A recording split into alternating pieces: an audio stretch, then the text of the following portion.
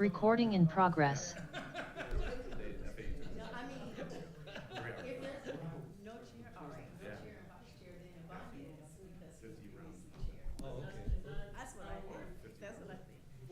We're all set?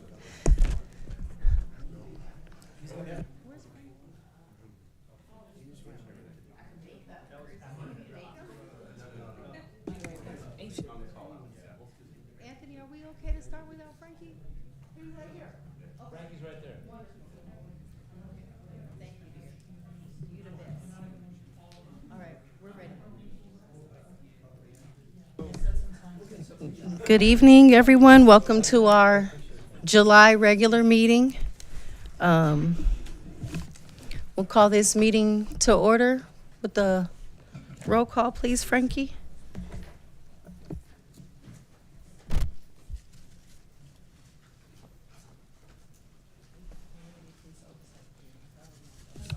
Commissioner Argento, Here.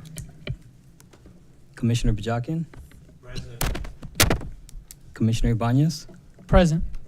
Commissioner Lurvy, He's running late. Commissioner Patillo, Here. Commissioner Rashid, Here. Commissioner Smith, Present. Commissioner Verrett, Here. Vice Chair Ho, Here. Chair Jones. Present. We have quorum. Thank you. Thank you.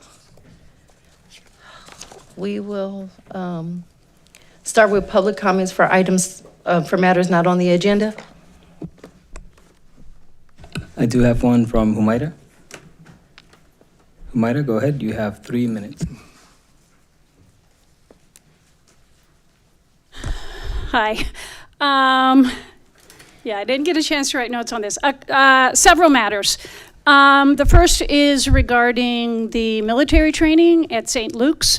Since you guys address policy, I think it would be very relevant and within the scope of this body to examine what the department's policy is about when they have to share information about such things with elected officials like our mayor and our city council, as well as the city manager. If you're not aware, the department knew about that planned training for at least 6 weeks, yet our city council members and our mayor did not find out about that until 5:24 p.m. via text on the evening on which that military training by federal forces took place. So many people were very disturbed by that, and there was discussion of it going on in the Public Safety Committee. So I very much urge you to take a look at that and see if there's something in department policy. I looked through the official police department manual, which is the public-facing thing that's on the website, and I couldn't find anything. And I think that that's a very serious concern that is shared by many members of our community.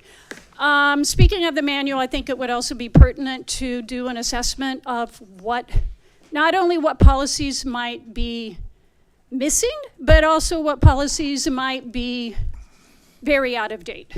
There'll be more about this later, but I would point out to you that the official policy on automatic license plate readers is years out of date and has clearly not been updated since we started using Flock or other fixed ALPRs. For example, there are references in the policy, which is supposedly the official manual, to volunteer users of the ALPR system. There's all kinds of other discrepancies. So again, there's a lot of policies that are out of date, and I'm pretty sure there's some important policies that need to be added, and I encourage you to take a look at that. Thank you. Thank you. There are no further public comments. Thank you, Frankie. We'll move to our approval of minutes from our June meeting. Madam Chair, I move that we approve the minutes of June 11, 2026 regular meeting.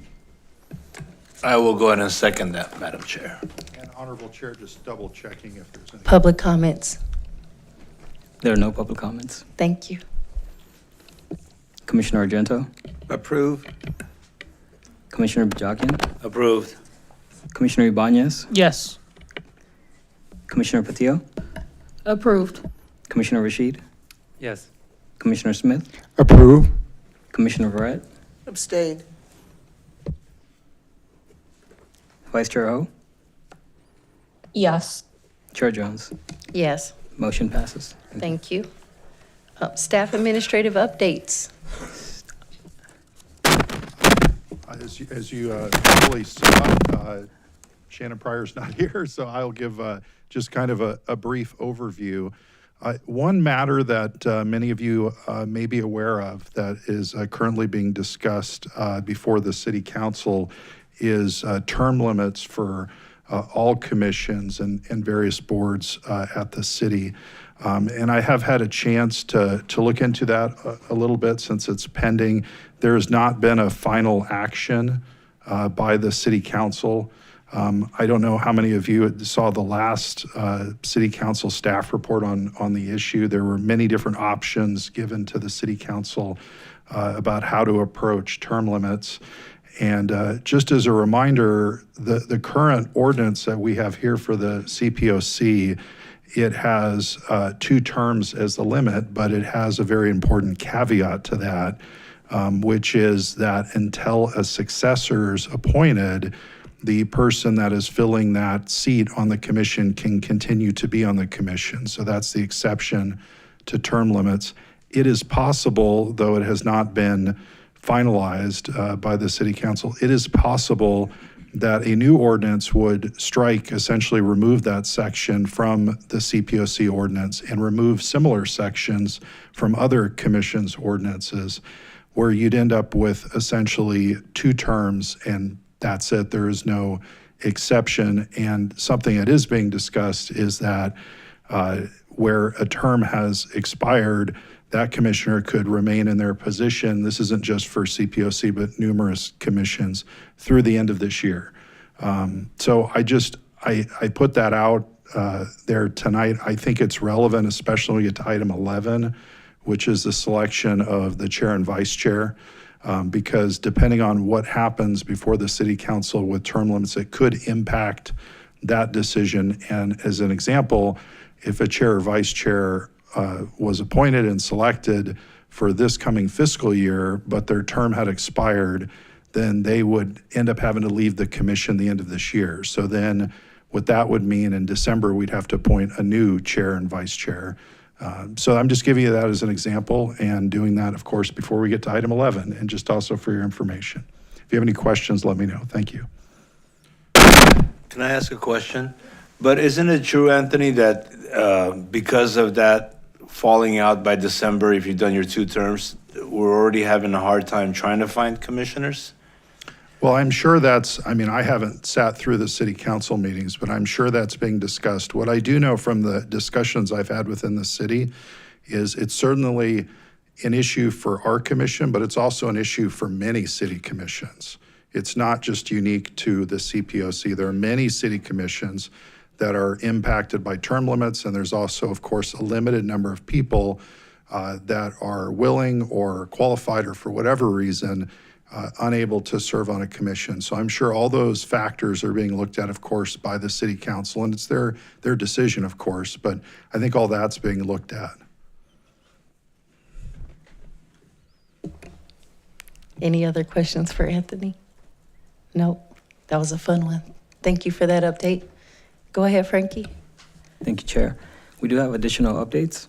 I'd like to thank Chair Jones and Commissioner Smith, Argento, and Rashid for volunteering at the CPOC table at the Juneteenth celebration last month. So thank you guys for being there. It was great just being there with the public and being there with you guys. And additionally, next month, we will be participating in National Night Out with PPD. So please save the date of Tuesday, August 4th from 5 to 7 p.m. We're still working on the details with PPD, but we expect to have a table at that event as well. So we'll be looking for volunteers from the CPLC. If you're interested, feel free to email staff. The rules and regulations pertaining to the onboarding and education of CPLC commissioners were approved by the Public Safety Committee on June 17th. The regulations will be considered by Council in August. We will update you once it has been scheduled. Once Council approves, the new rules and regulations will go into effect. And lastly, CPOC meetings are now being live streamed on Pasadena Media's YouTube channel. Members of the public can find the link on page 3 of the agenda, or they can visit Pasadena Media's YouTube page. And those are the updates that we have. Thank you, Frankie. Do we have any public comments? There are no public comments. Do we have any questions or anything from commissioners? No? Wonderful. We can move along. To Teresa, your update. Welcome, IPA Magula. Thank you, Chair Jones. If I could get the PowerPoint up, that would be great, please. Thank you so much. Okay, as usual, I am providing an update for the work that's been done over the past month. On tonight's agenda, we have 2 items. One is the police department's response to the complaints review that I presented last month. So we're grateful to PD for coming this evening to present that response, and that will be later in the agenda. Another item that is on tonight's agenda is a review of the police department's ALPR audit. And so at direction of this body, in particular of Commissioner Ibanez, conducted that review of the department's ALPR data, and that will come forward again later this evening. We also have some upcoming things on the agendas. We have a review of the cases involving persons experiencing behavioral health crises. That was under review by PPD until last week. We have finalized that report, and it is anticipated to be on the August agenda.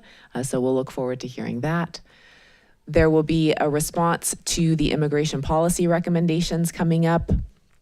I will have a 2026 technology update that will cover a variety of different technologies that this body has reviewed over the course of its time in existence, and just to make sure that any recommendations that were made either by myself or by any of my IPA predecessors are being completed in timely ways, and just to give a status update, since sometimes those technologies can create questions or concerns in community. So we want to make sure we're keeping on top of those. And then, as promised, as was the work of an ad hoc committee last year, we will take a look at RIPA data and provide an update on the department's use of the practice of curbing, and that will come later this year as well. There are a number of cases that I have currently under review.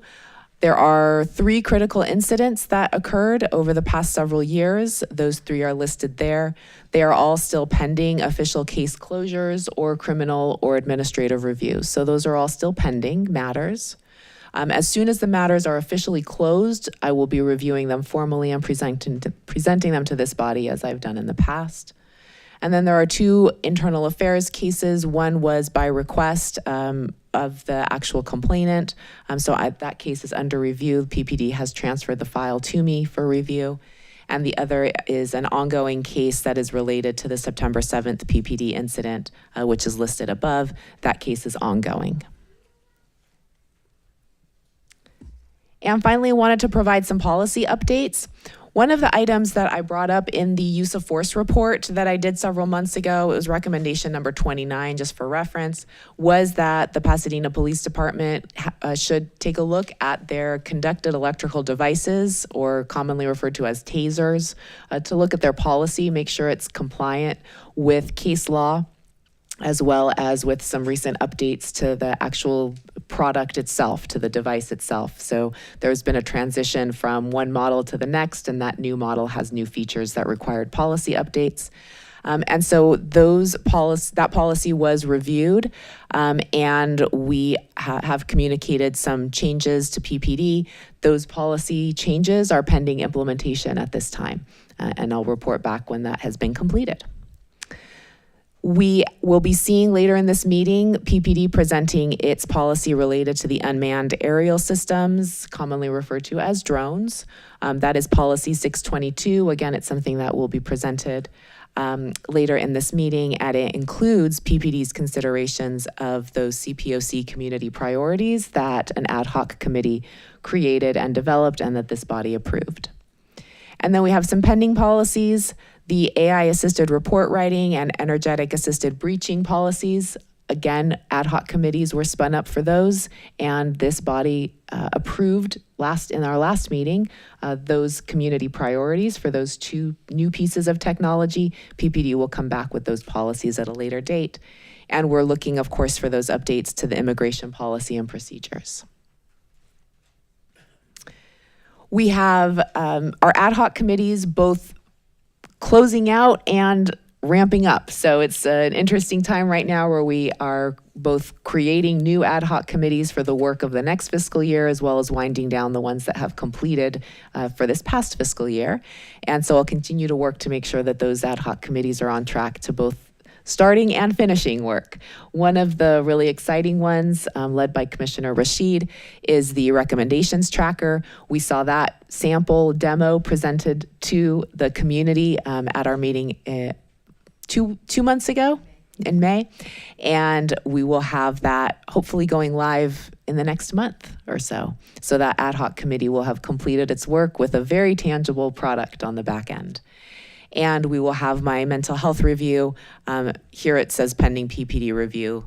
That was at the time of submission of these slides, but it will come to this body. But one of the items that this body and Chair, you may consider this evening is potentially extending the length of that particular ad hoc committee. As of now, it's closed because the fiscal year is over, but we might choose to extend that for a month or so that that ad hoc committee can complete its work relative to that report. I'm always putting up this particular slide. It will be replaced by the recommendations tracker when that recommendations tracker goes live. So you will hopefully not see this next month.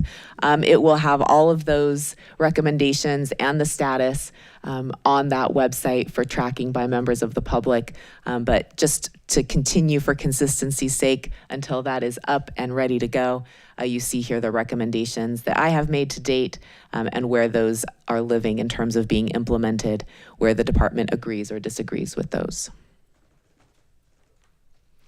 As always, I put up information if members of the public wish to contact me.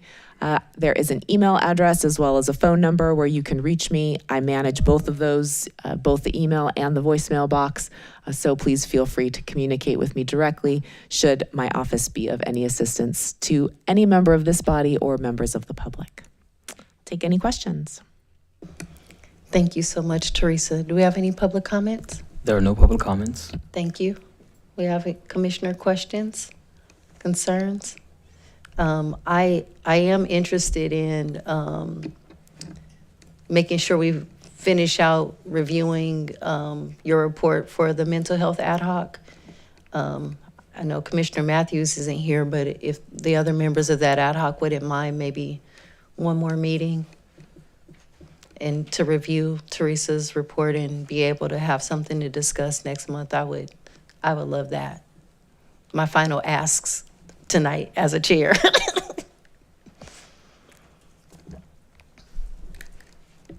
Yeah, Chair Jones, I can work with staff to communicate with those Sure thing. members and see if we can find a time to have one more meeting of that ad hoc committee. Sure thing. Okay. Thank you, Teresa.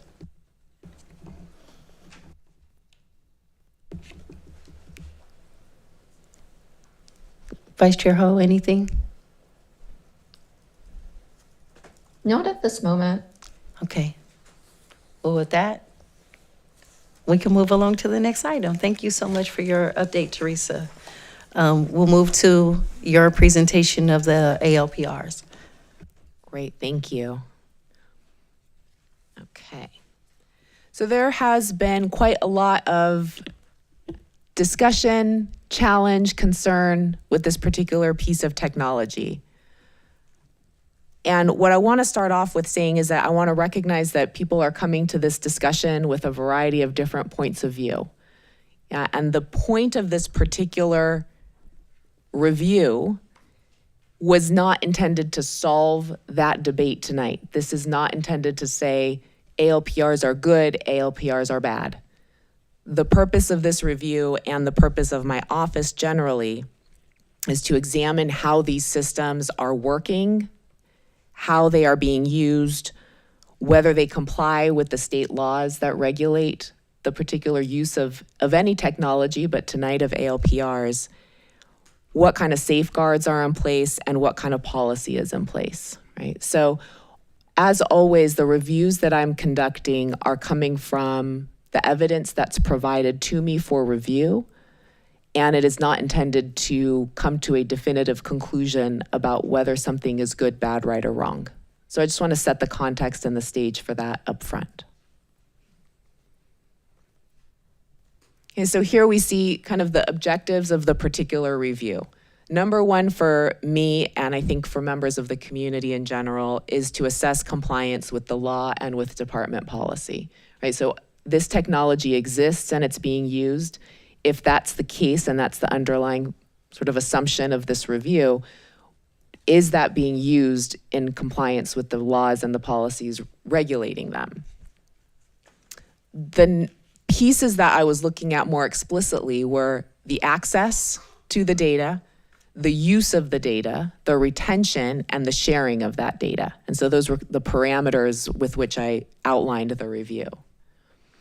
There was also a question about camera placement in this particular community, and that was one of the items that Commissioner Ibanez raised in requesting this particular review, was are the cameras being placed in a way that is intentionally disproportionate and based on any kind of race, ethnicity, community demographics, where we should have some concern. And so that's an item that I looked at here in this particular review as well. So overall findings. I want to start with saying that I'm grateful to PPD for providing very clear access to all of the data sets. So upon my request, they provided just endless lines in Excel, and thanks to Lieutenant Montiglio for doing so, of the full data set of all of the ALPR searches that were conducted of Pasadena Police Department data. That is an extraordinary ask and one that they responded to very quickly. And so this is based on the actual data of ALPR searches of Pasadena Police Department's ALPR collected pieces of license plates. And from that, I found that the ALPR program appears to be operating consistent with California law as well as with their own department policy. The review of each of these line items found that there was a legitimate law enforcement use tied to criminal investigations within the state of California's ecosystem. And so when we look at these, we want to make sure that the data is being used compliant with the state law, which regulates its use only within California, and that's definitely what the data was showing here. There are multiple controls that are intended to limit access and support accountability. And as with any technology, in particular one that has seen a lot of different iterations and challenges since its inception, continued oversight remains a critical and important component as this program continues to be used. So how is the system being used?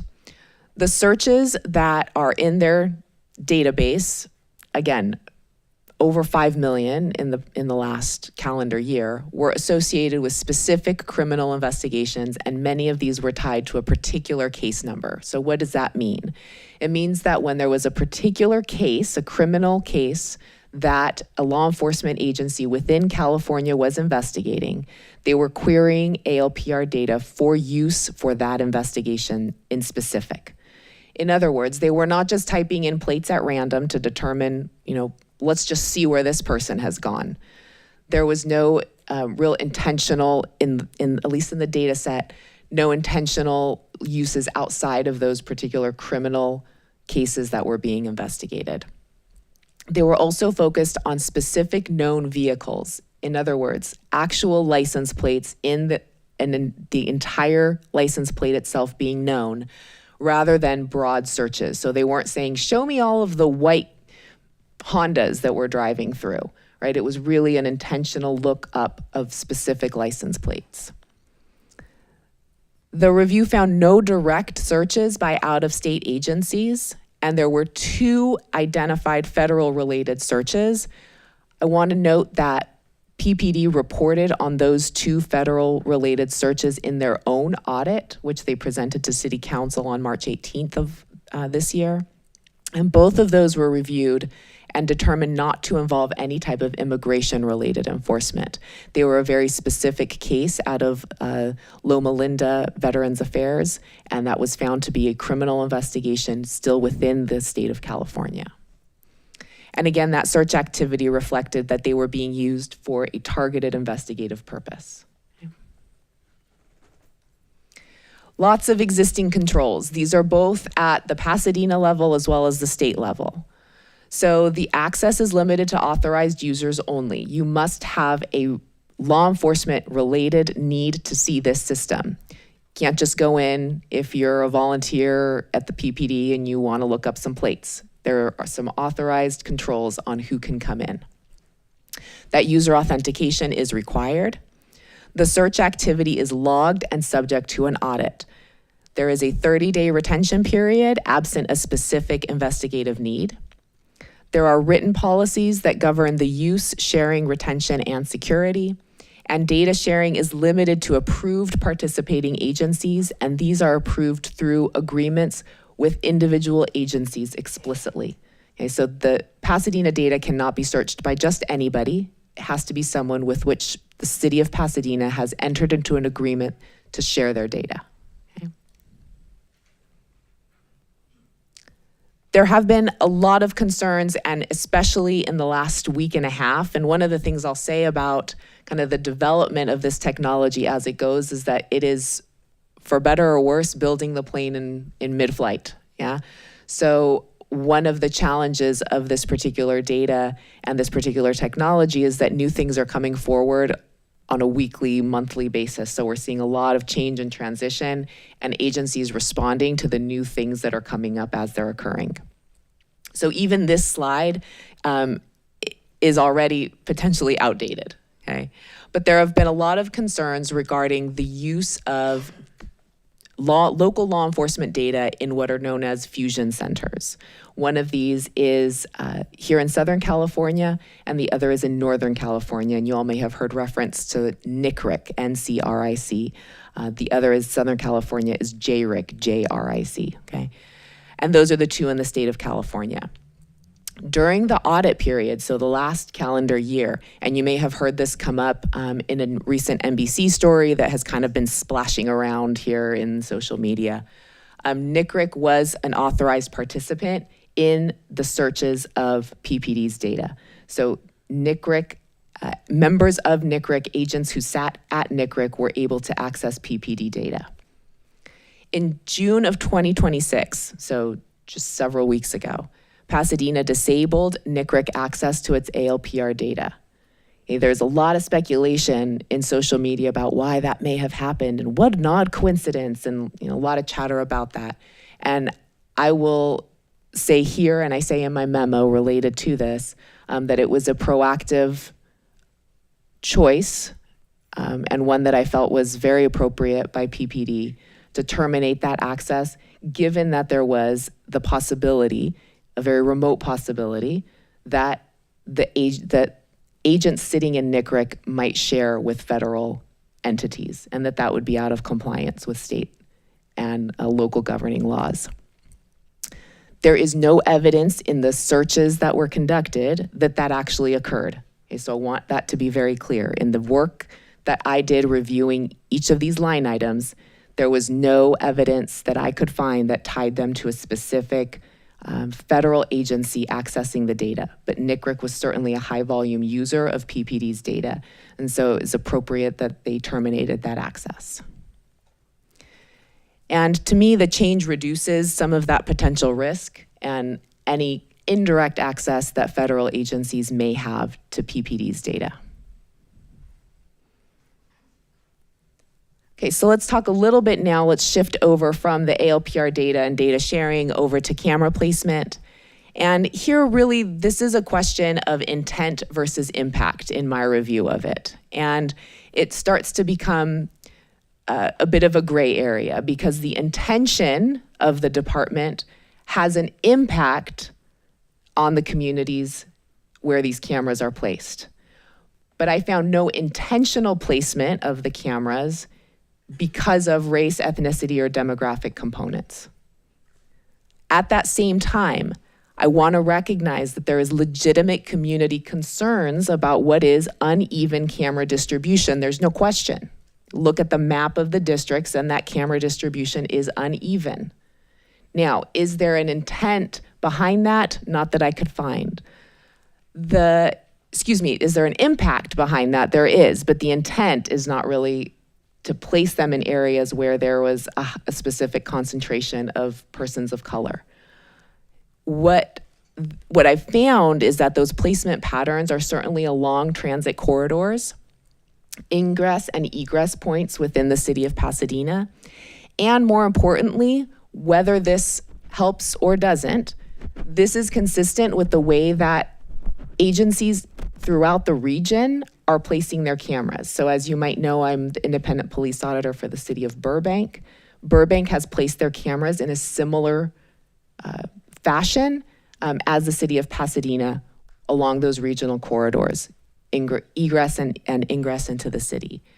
And similarly, the city of Glendale has done the same. If we look at the way that cameras are placed throughout this region, Pasadena models that. What I have suggested as a result of this is that there is space for continued transparency and communication around future placement of cameras as well as the current placement of cameras. Is that still operationally the most effective placement for those cameras, and can that be reviewed, on a regular basis, either by this body or by city council or internally by the department itself? So looking forward, PPD is committed to regular system audits at the individual and system levels. They have a very routine and regular review of both the access and the sharing of their data that is managed by Lieutenant Montiglio within the department, and he is providing that feedback directly to command staff as well as to any officers who may have any kind of challenge with the system. There are more specific search documentation, and that is improving that accountability. There are new vendor audit tools that might improve identification of unusual activity, and for whether we like or dislike Flock, who is the vendor here, they are creating on an ongoing basis audit tools to increase the ability to see, is someone pinging a particular license plate an irregular number of times? Is there a specific agency that's looking for searches or looking for plates in certain areas or in an irregular manner? And so the system itself will start to flag those. There is ongoing monitoring of data sharing relationships. And so like we just saw, at any point in time, PPD can determine we're no longer going to share with X, Y, or Z, either local agency, regional, or otherwise. They can continue to look to see if their partners are the appropriate ones. And as always, I will continue to review and advise regular review of the system. I want to acknowledge here that I have Commander Montiglio available. He has given his evening today to be able to answer any questions that might be more specific to PPD's policies or technology, or use of the technology. So I'm grateful for your time, as well as the time that we spent working on this particular audit. I will take any questions or public comment, whichever chair. I'll check with public comments first, because that usually feels easier. We do have public comment. Sometimes they have questions that we're not thinking about. We have one from Yadi. Yadi, go ahead. You have 3 minutes.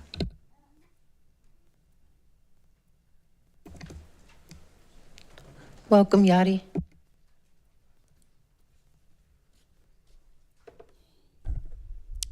Hi, with all due respect, this report's usefulness and the facts are both quite questionable.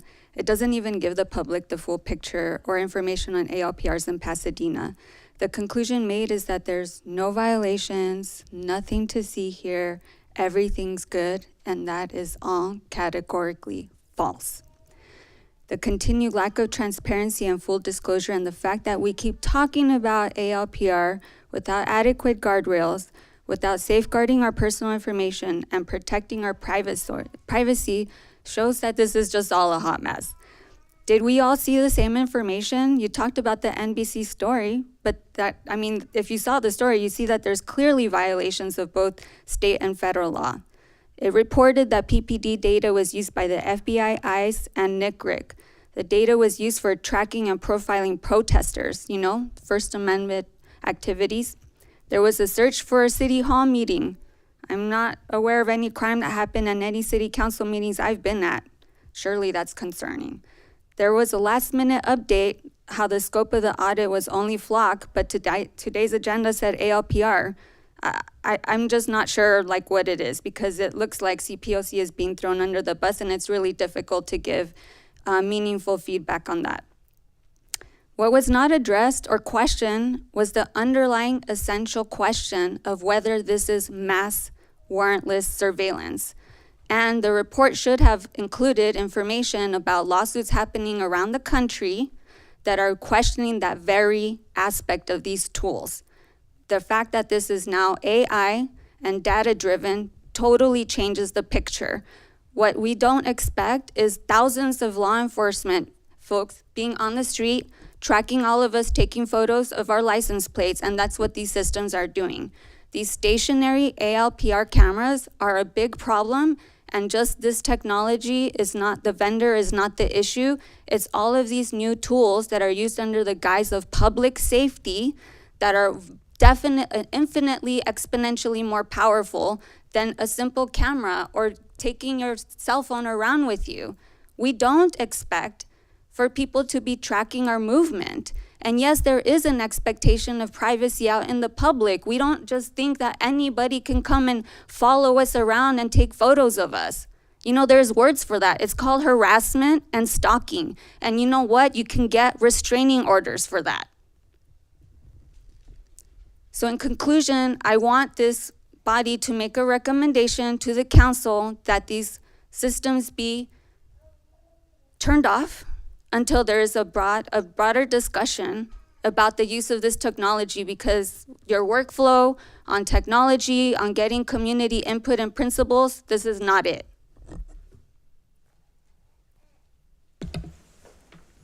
Thank you.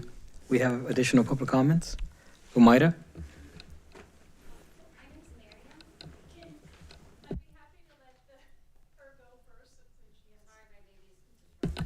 Not a problem. Yes, go ahead, Miriam. Thank you for your work. I appreciate that the commission asked for a review of how PPD uses the cameras. I just wanted to voice two concerns from my perspective. The first one is that I've seen a lot of news reports about law enforcement officers, not specifically here, but in the country, using the flock system to spy on people, especially former, current, love interests. And what I noticed in these cases is a lot of times it wasn't found in an audit. It was found because the person got a tip or looked up how their license plate was being used, and they raised it. So these audits and reviews aren't necessarily in other places finding the instances of misuse. And with the review, I would like to understand further if a license plate was looked up because it's part of a case, is it just a matter of entering a case number, or is there some rationale and description provided as to why this vehicle was part of this case? The second thing I wanted to raise is that I really don't like seeing flock cameras around public parks. It makes me really uncomfortable. I should be able to take my kids to a playground without feeling like I'm being tracked. I've seen flock cameras by Jackie Robinson, La Pentroska, Via Park. Not by playgrounds, please. Thank you. Thank you. Next, we have Humaida. You have 3 minutes.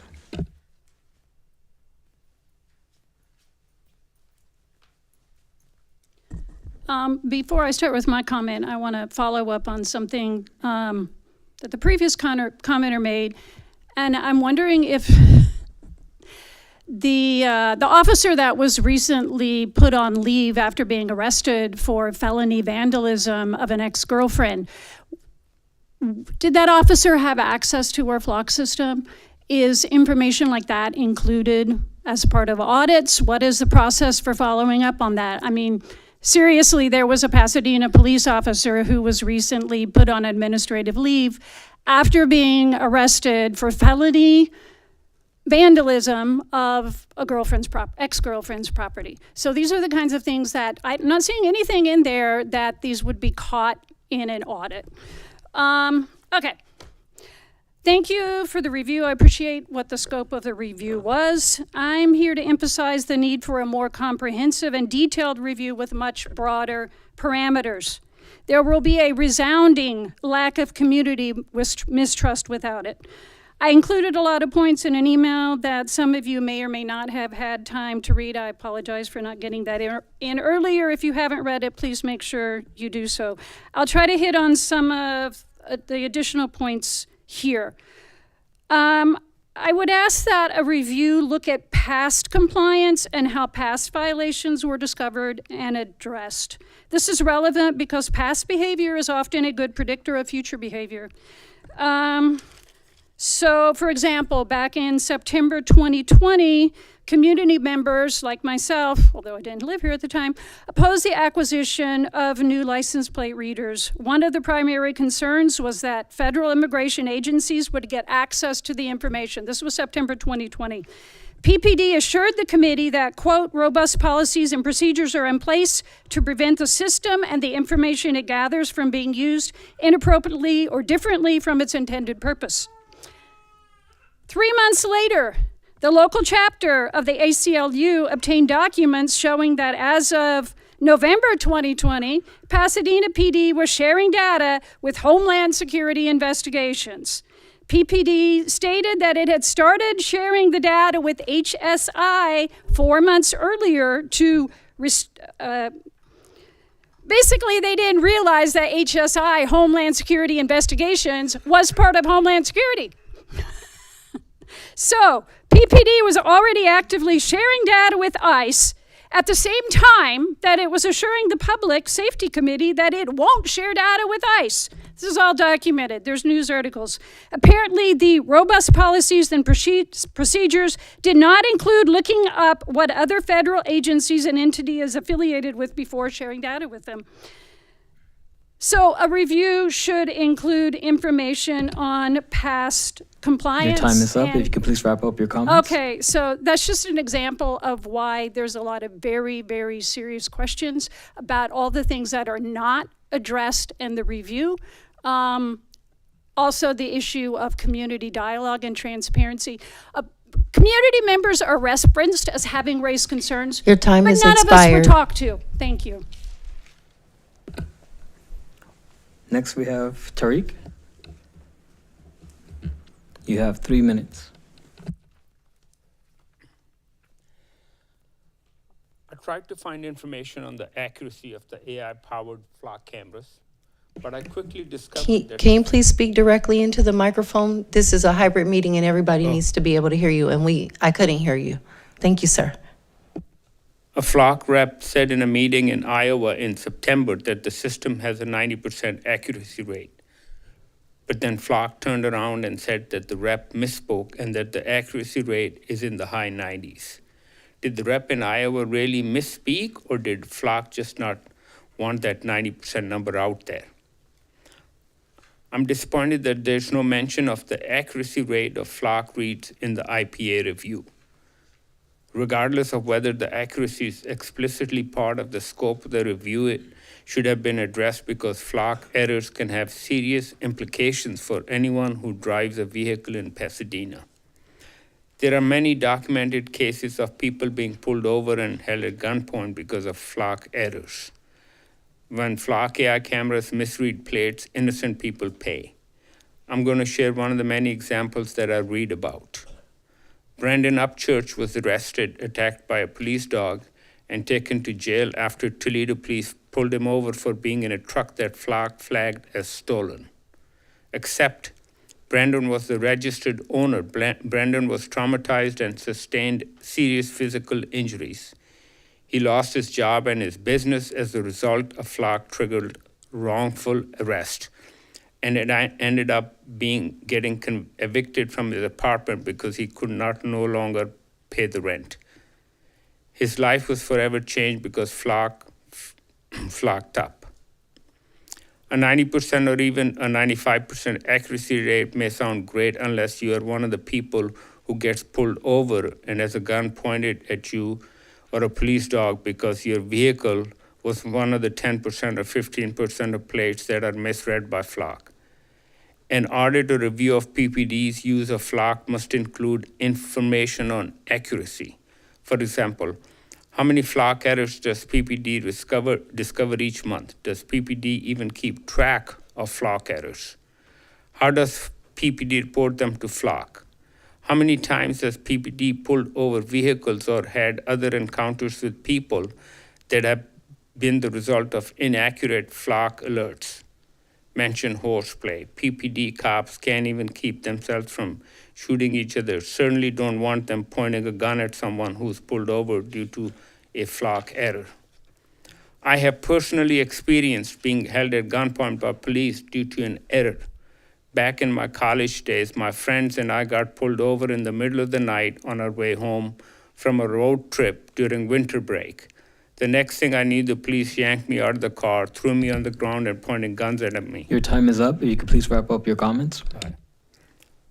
Flock cameras make us less safe, and we should not have them in our city. I don't understand why we even have these cameras when there's not even any independently verified data on their accuracy.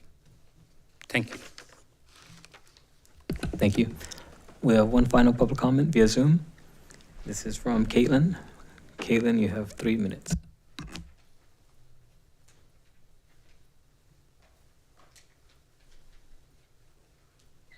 Hi, yes, my public comment follows on the same track as many of the previous commenters.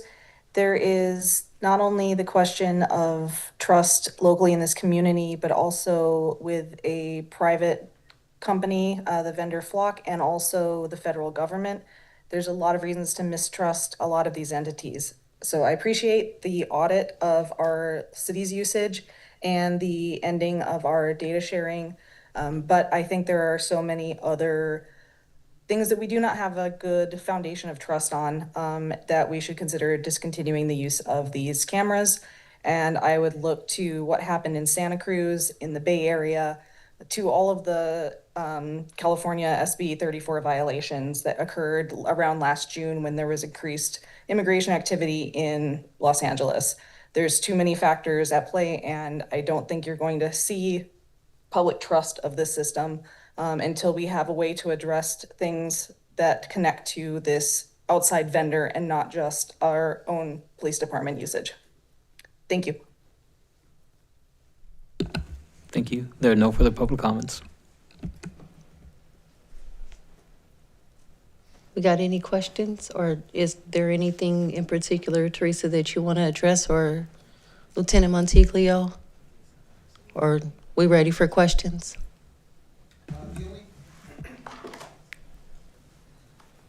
Hello, everyone. The only thing I would say is that with regards to if someone runs an incorrect plate or whatnot, if an incorrect plate is entered into Flock, all of our officers are trained in caution that when they identify a vehicle that's been identified through Flock, they have to independently verify by running it through NCIC that the vehicle is in fact wanted as well. So there is that redundancy in place. Thank you. Thank you. I just wanted to speak to my understanding of the scope of the audit. And so the audit, if I'm not mistaken, would just reflect on Pasadena's performance relative to the policies of PPD and other implementation of the technology, but it wouldn't necessarily review the technology itself for things like accuracy and whether the technology lent itself to invasions of privacy.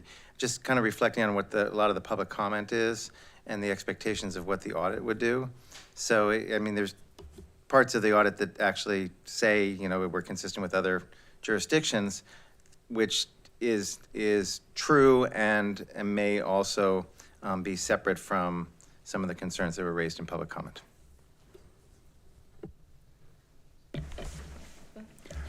First of all, I want to express my gratitude to the people who have spoken up in opposition to the flock technology and the related privacy issues. Some of you have drawn on personal experience.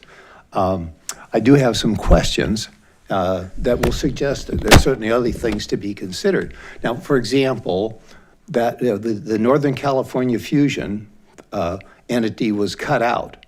Now, and they were cut out because somebody up there referred some information obtained from Pasadena to the FBI? No? Yeah, so thank you for that question, Commissioner Argento. So as I understand it, and again, this is all third-hand information. Sure. I don't have any first-hand knowledge of this myself.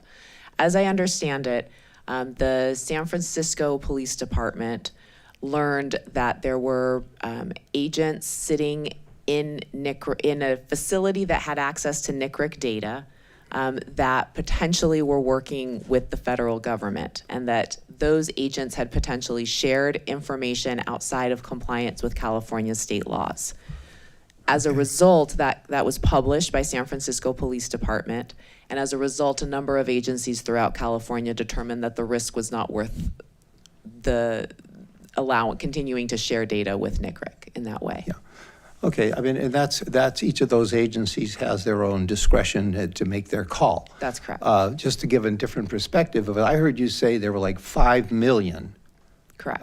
flock shots, or whatever we call them, in Pasadena, and we heard of like a handful of actual abuse.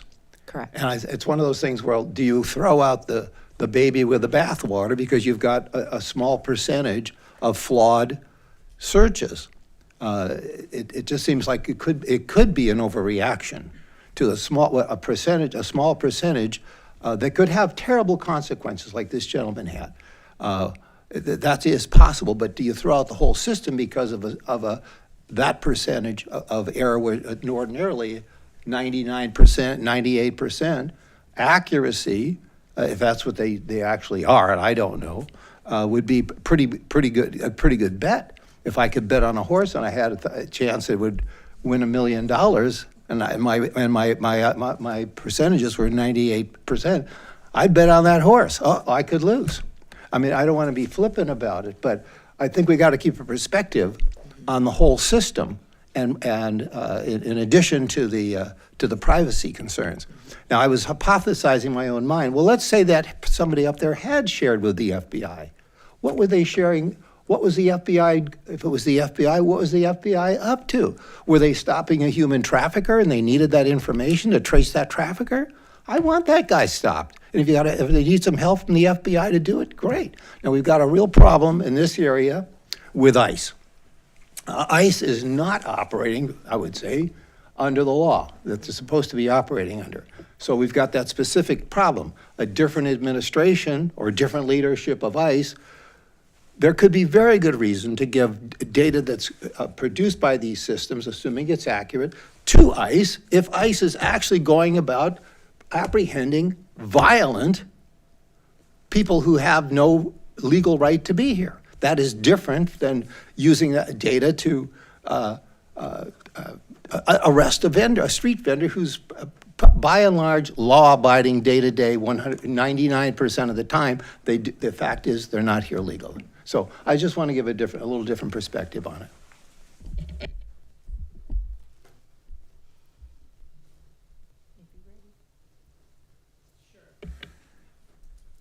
Thank you, Chair. I'd first like to thank the gentleman that spoke, Yari Umaira, who took the time to submit verbal and written comment, questions, and research material with the Commission.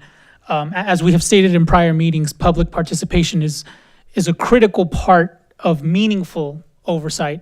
And while we may not be able to address every question or concern this evening, I want to acknowledge that all of your comments are online and public on the record for others to access, and they will help inform ongoing discussions. And I believe many of the issues that were raised deserve further examination, and I look forward to those conversations continuing.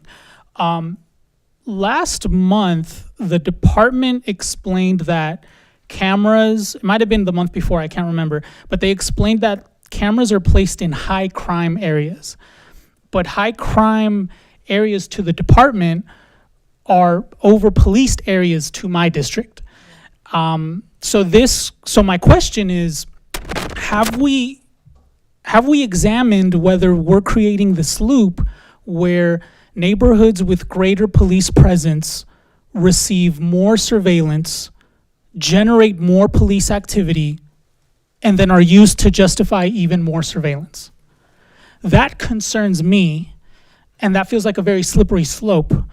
And I believe the community agrees with that. And I believe that is the driving force behind why AOPRs are not wanted in this city.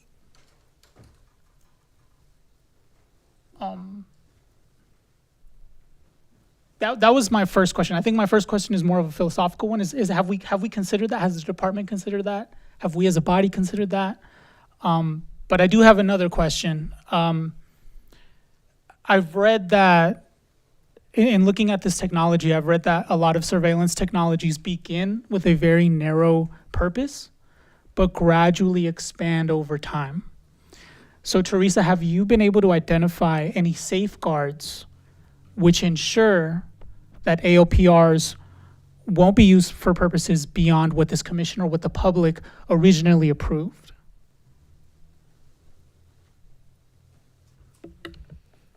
Do you have some specific thing, mission creep, that we're thinking of, just to help me frame out?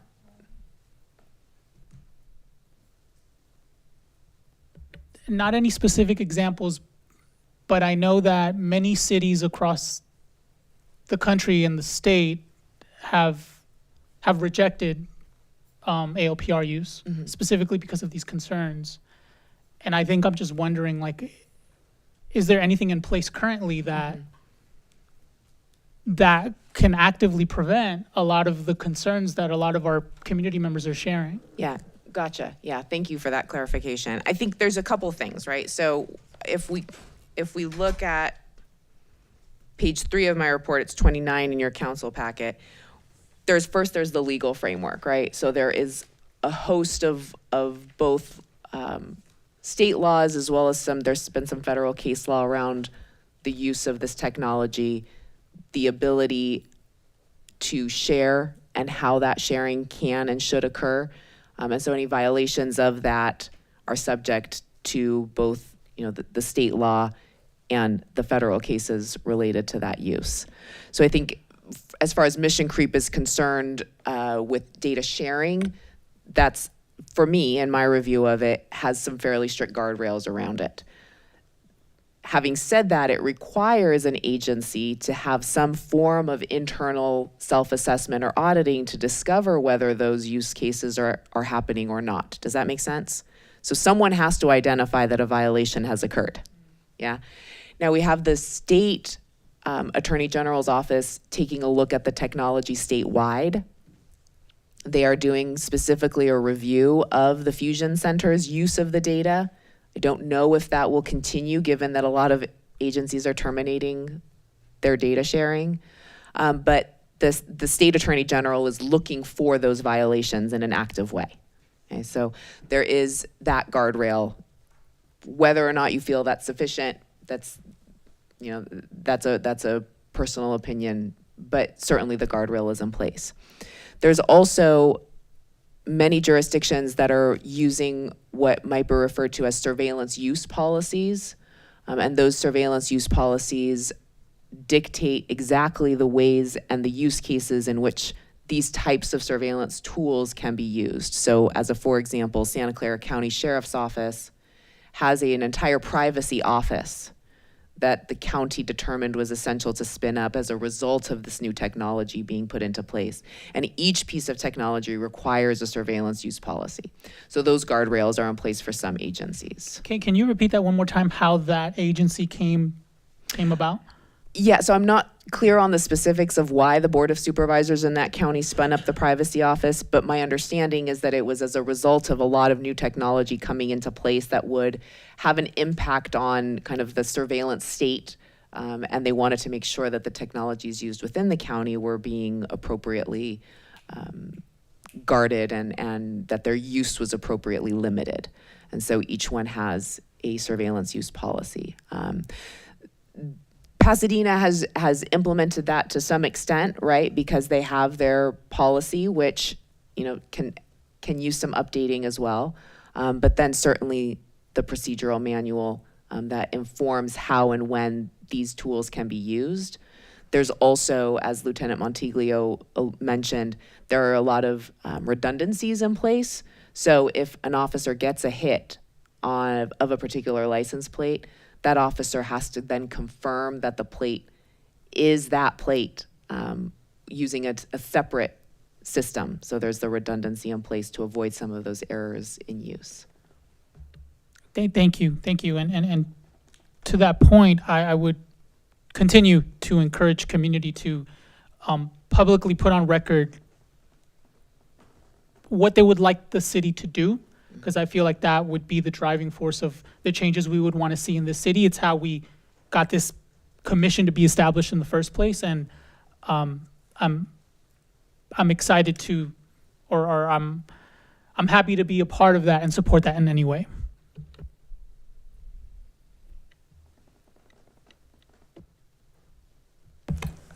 Teresa, is it possible to fabricate a case number? And would you pick that up in an audit? Good question. I would defer to Lieutenant Montiglio on that. I mean, certainly you could type in, I would imagine, any case number you wanted. What's in place is within the department's audits of its own uses, looking back to check that case number and determine that there is a relevant law enforcement nexus to that case number. So within its own audits, it's taking a look to see, are our users using the case number field appropriately? Just to say, you quoted 5 million cases. And if you're doing a manual look at 5 million for fabricated case numbers, I think that's a daunting and probably are not going to catch it. It is within the realm of possibility that someone could fabricate a case number. There are new audit features within Flock where they use AI and algorithms to highlight what they would think were possible dangers. So for example, Flock now automatically flags searches that are done over 30 days. So if someone were to run a plate on day 1 and then they were to run a plate on day 60, it would automatically flag as like, hey, give a look to this. Sometimes some major investigations can span years, but it alerts us within the PD to give extensive look to X, Y, and Z.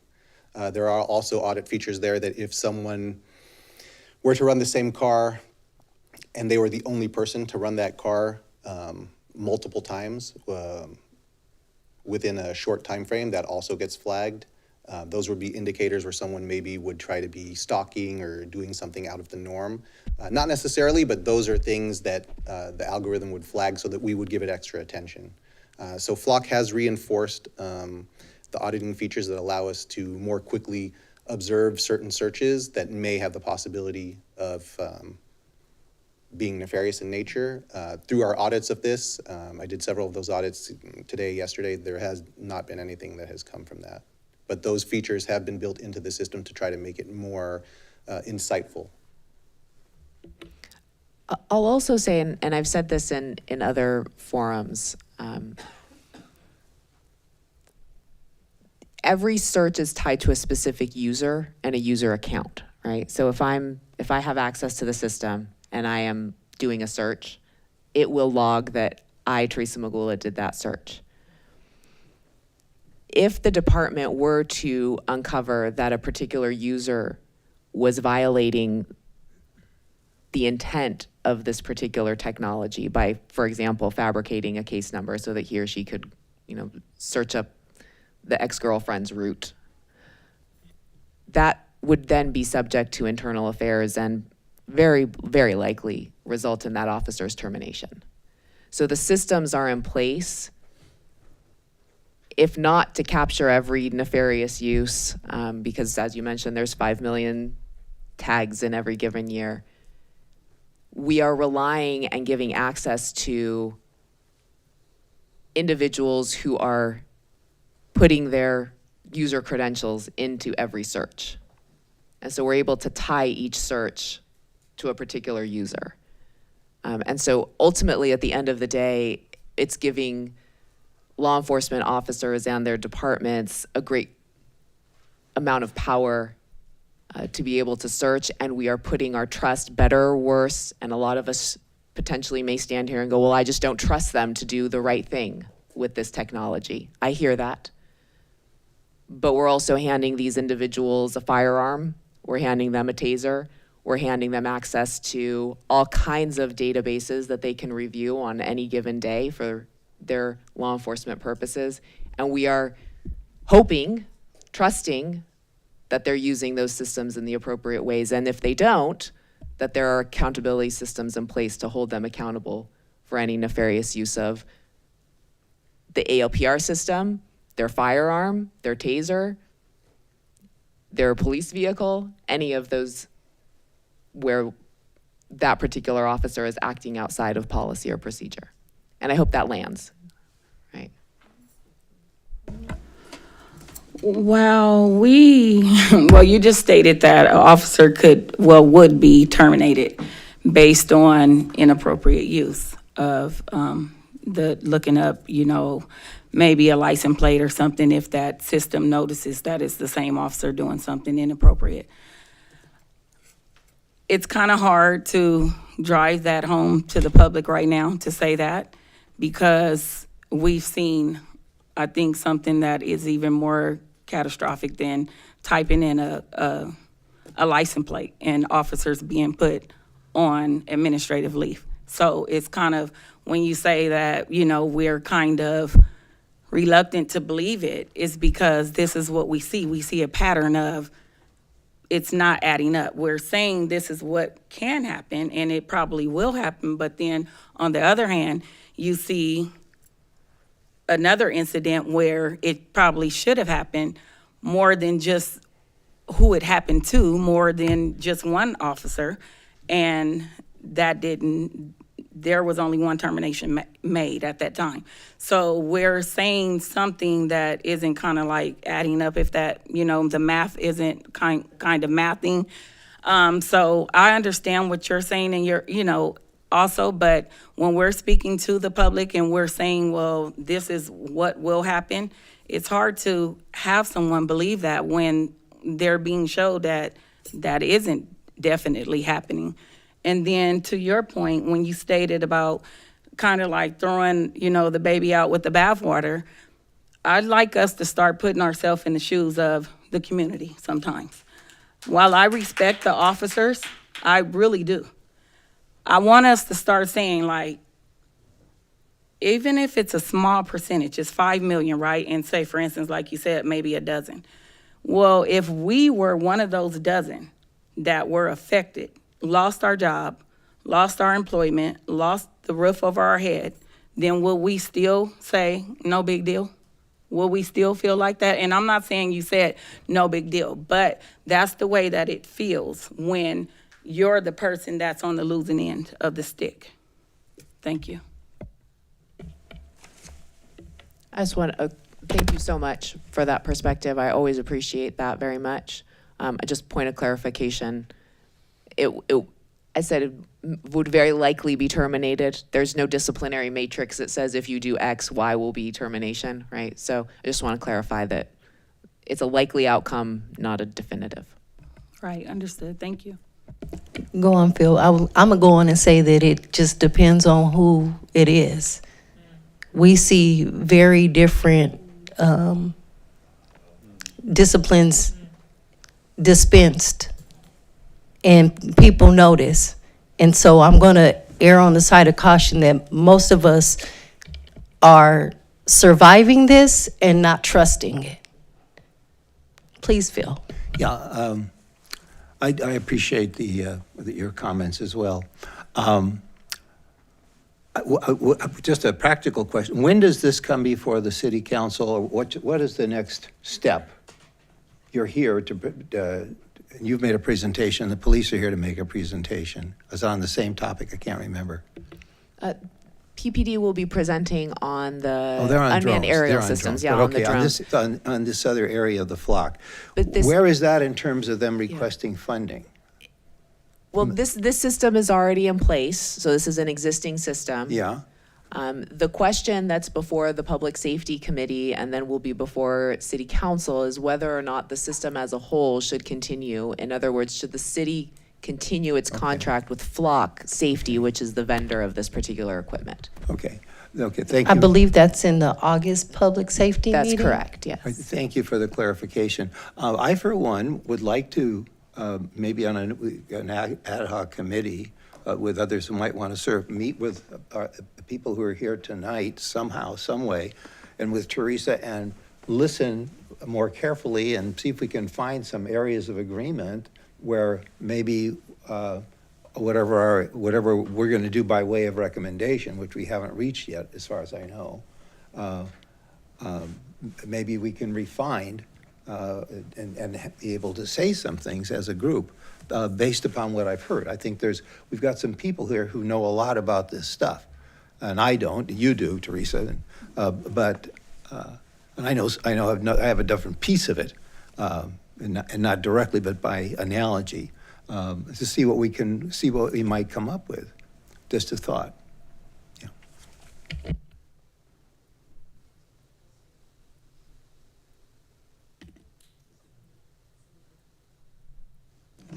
Vice Chair, you have anything? Yeah, I do have a couple of questions. And Thank then you. Faisal after.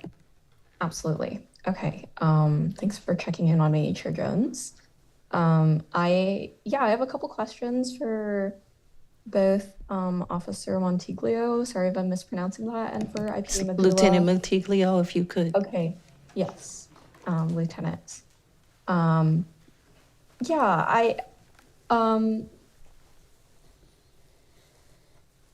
Are there, I'm just trying to get a sense, when did, it seems to me that vehicle-mounted ALPR cameras are not being used anymore. It seems like most of them are stationary. Can you provide a sense of when vehicle-mounted ALPR cameras stopped being used? I'm not the administrator for Vigilant, which is our other legacy LPR system or ALPR system. We got Vigilant many years ago, and when we got Vigilant, that was 11 fixed ALPR cameras around the area of the Rose Bowl for ingress and egress there, as well as, I believe, 5 ALPR cameras that were mounted to vehicles. The technology aged, there were no updates to it, and so over the years, we discontinued the use of those vehicles and their ALPR systems. So we don't have any more that are in use that are mounted on vehicles. As to the exact dates, I don't have that. I could obtain that information, but I don't have it off the top of my head.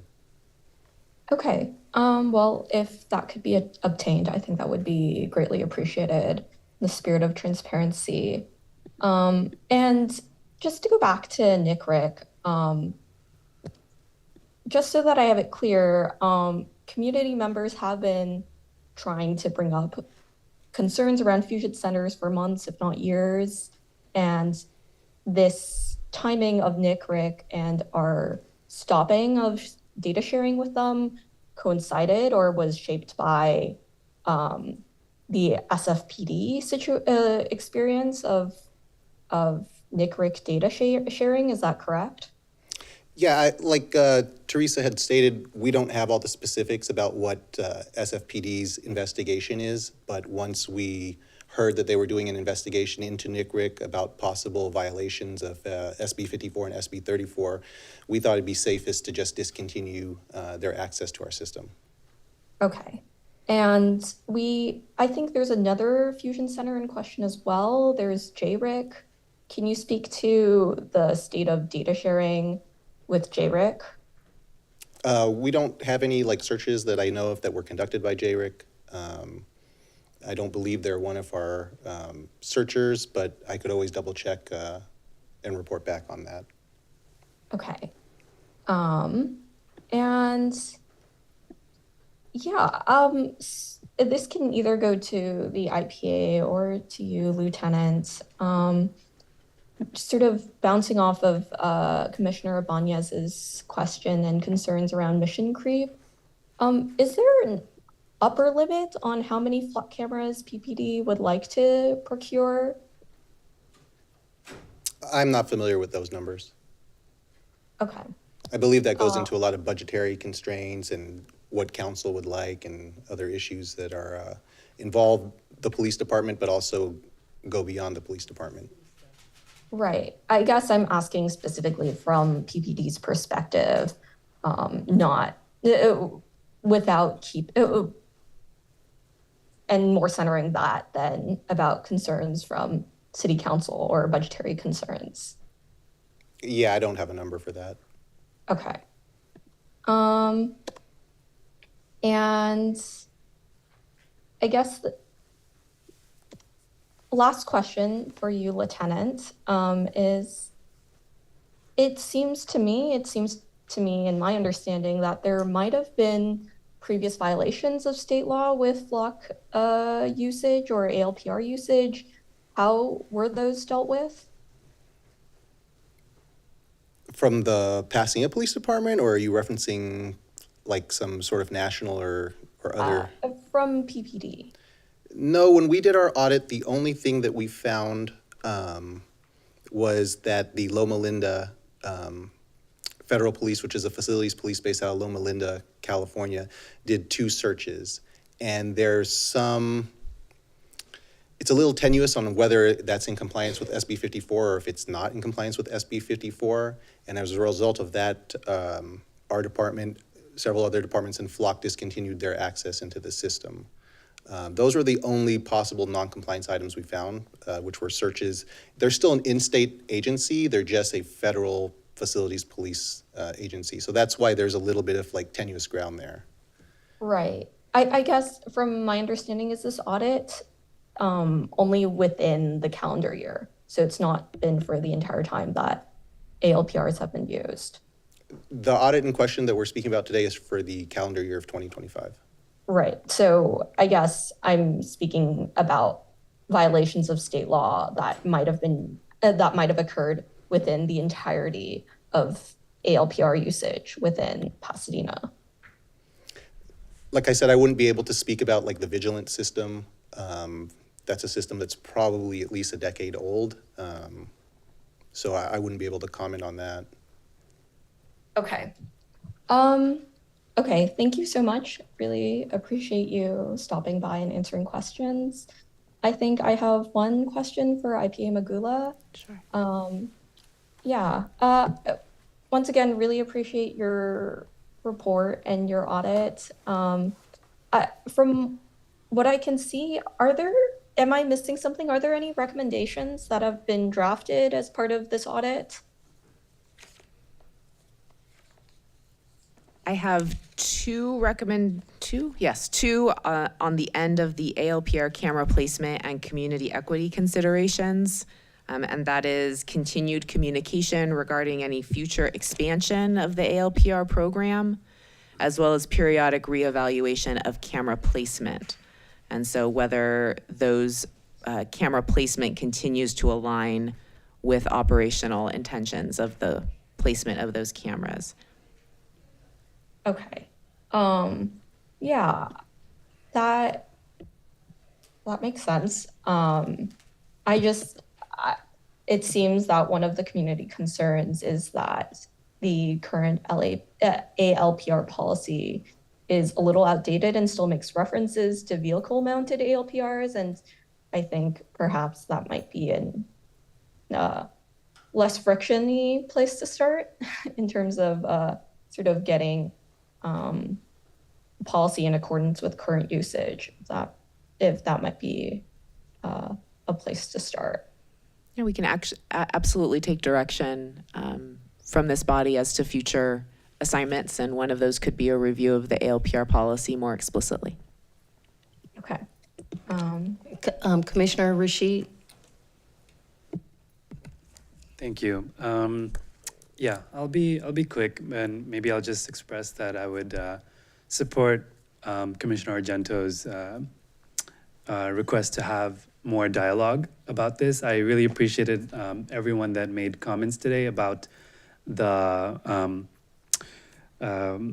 inaccuracies of Flock, for example. Of course, we know that South Pasadena discontinued their contract with them, right? I think I would really appreciate more of a knowledge gathering of this, because I'll tell you personally, if my home or something happened to my home, I would hope, and me being so technology forward, that every single Flock camera is activated so that they can catch either my stolen vehicle or something like that. And I've actually heard, I think in Pasadena too, where a Flock camera detected a stolen vehicle recently, right? And so you hear these stories of these, success stories of victims and technology helping victims in our community. At the same time, we're also hearing stories about how ineffective Flock is. So I think that's this knowledge gathering to see, okay, the actual utility and usefulness of it, and whether or not we should, continue to have a contract with technology that's, I actually don't have the answer to it, but maybe it's actually not useful as we are thinking it to be right now, or maybe it actually is way more useful than what we are thinking it to be right now. So this dialogue would be so beneficial, I think, for us as a community to have more. So I think we can, my wheels are spinning about that community engagement thing, and maybe something for us to revisit, doing similar how we did the IPA meet and greet, just a group of commissioners, IPA staff that would host some type of community dialogue to understand further some things, maybe something we can consider in this fiscal year. Commissioner Lurvie, you had a... Yeah, I would just, as a process suggestion, at such time as PPD is planning to revise their policy to include either increased enhanced capabilities or AI software that's now preloaded into it, that we engage the new technology process and plan for, with some planning to get community input, which is part of that process. We'd have to really think that through. I do not think we'll be able to get it done by the August Public Safety Committee, but with some planning, we could do that community input piece and develop community priorities to then help inform PPD of their revised policy when they're ready to do it. It would not, even that would not include an audit of the effectiveness of Flock. The audit today was about compliance with standing rules. So I don't know how to manage that sounds maybe like almost like a purchase decision, but the new technology process would allow for that community input, and we could then provide feedback to PPD about their revised policy at such time that they're ready to do that. And if I might just briefly respond, Commissioner Rashid, one of the items in our packet, two of the items in our packet that are available for community review as well, PPD presented on ALPR and their successes, in particular some specific use cases in which they had seen great success with the use of ALPR. And those are both in the agenda packet for community to review as well as for commission to review at your leisure. And I think that there are some very notable successes with use of this technology, as well as, there have been some concerns and controversies around the use of it as well. But certainly from my interactions with law enforcement throughout the state, there have been very many success cases, and certainly does not discredit or suggest that we shouldn't continue to review, but the success is there at least in a number of unique anecdotal cases. Yeah, thank you, Teresa. Just so then to real quick zone in on like what we could zone in on as a discussion piece is for those unsuccessful cases to kind of double click on, for example, Commissioner Manez, you mentioned something about certain communities having more surveillance, right? So maybe we need a little bit more focused discussion on how that's being affected and what we can do to mitigate that or reduce that downward spiral that's going where, okay, you're putting more cameras there, now there's more activity there, now there's more police activity, it's just going in this like cycle that we don't want as a community, right? So maybe as a I don't know, maybe through the ad hoc or something, we could double click on how you mitigate that now, so. Yeah, and the workflow process, as Commissioner Lurvy suggested here, would allow for that type of engagement as well as for a deeper dive into the community's priorities relative to this technology. So that would certainly be a space where those community priorities could be raised, listed, and approved by this body and forwarded to council for consideration. How long has Flock been in Pasadena? 2020? And as far as we know, there has not been any violations by PPD with Flock, right? My understanding was that in the early use of the system, there was some violations that were noted, and PPD addressed those. Right.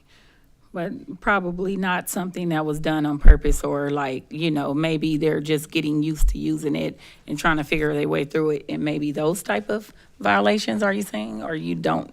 I haven't reviewed those cases, so I'd Okay. be hesitant to say. One of the things I will say is, you know, as I started the whole presentation, is that there are challenges with the vendor themselves, Right. Flock Safety, Right. with the statements made by the CEO of Flock Safety, with particular, as a particular public commenter alluded to, with reps going out and providing information that may or may not then be accurate or deemed accurate by the vendor. And so I think it is important not to conflate our dislike or distrust of a particular vendor with the dislike or distrust of a particular technology, right? So there are multiple vendors that have ALPR technology, and whether or not we think that the technology is valid and effective can be separate from whether or not we believe the vendor is the most appropriate. And that is something that I think public safety will be considering in the meeting that they're having next month. I agree. Lieutenant Montiglio. Yes, ma'am. Thank you. Sorry, and if I may add. Thank you. We got Flock in 2023. Okay. I have a question. The block cameras, are they the cameras that are at like Jackie Robinson alongside of Morton, or are those different cameras? Because I know there are several, but are they all Flock cameras? So the parks in Pasadena have cameras from a different vendor called Genetech. Okay. Those are not the Flock cameras. There are Flock cameras at the intersections, and some of those intersections are close to the park, but none of the cameras look into the park. They only look into the street and maybe capture a little bit of the sidewalk or like an apron of a driveway, but they do not, they're not directly into the park because they only read license plates. Right. Okay, thank you. That's what I was trying to find out. If they're only reading license plates, or they're just like, you know, surveillancing, just like activity throughout the area. No, our cameras in Pasadena are only license plate reading cameras. Okay, thank you. And just for the public's awareness, Flock Safety has both contracts with public agencies like law enforcement departments, as well as with private entities. So you may see a Flock camera that does not belong to the Pasadena Police Department. They have enterprise solutions in which they are deploying cameras to, say, the Home Depot parking lot or the Walmart parking lot or the Amazon delivery truck that comes down your street. And so I just want to be mindful that everyone is aware this technology is not uniquely being used by law enforcement, and whether or not that makes you feel better or worse, I don't know. But it is out there, and the data is being collected both by Flock as well as by other vendors in the enterprise as well as public domains. Well, that's a good thing to know, because we can't assume like, oh, those are, with PPD, but they're not. So now that's another good thing to know. And I would say that I'm not totally against like surveillance cameras, like I am not. I just would love to see like the community and as Phil suggested, for us to sit down and have engagement with them, because I do think that, a lot nowadays that those cameras can probably save a life or help put somebody where they belong if they're doing things that they don't have any business, opposed to the community being afraid to speak up. Sometimes that technology can speak up and say this is what happened, and they don't need the community to come forth necessarily. So thank you. Madam Chair, a lot of the concerns from the community is because the flock cameras are in their area and the officers are focusing in that particular area. My question to the officers is, by having the flock cameras there in your presence, has the crime gone down in that area? I can say that our success rates have increased since we've implemented Flock, and I can say that we have a lot of specific success rates with Flock. I can't say if there's a direct correlation with crime going down. But do you compare your presence in that particular neighborhood, has it brought the crime down? Or why would you be focusing on that particular neighborhood with the presence of the police and the flock cameras and everything else? For the goal of bringing down crime and catching criminals and stopping that sort of stuff. Okay.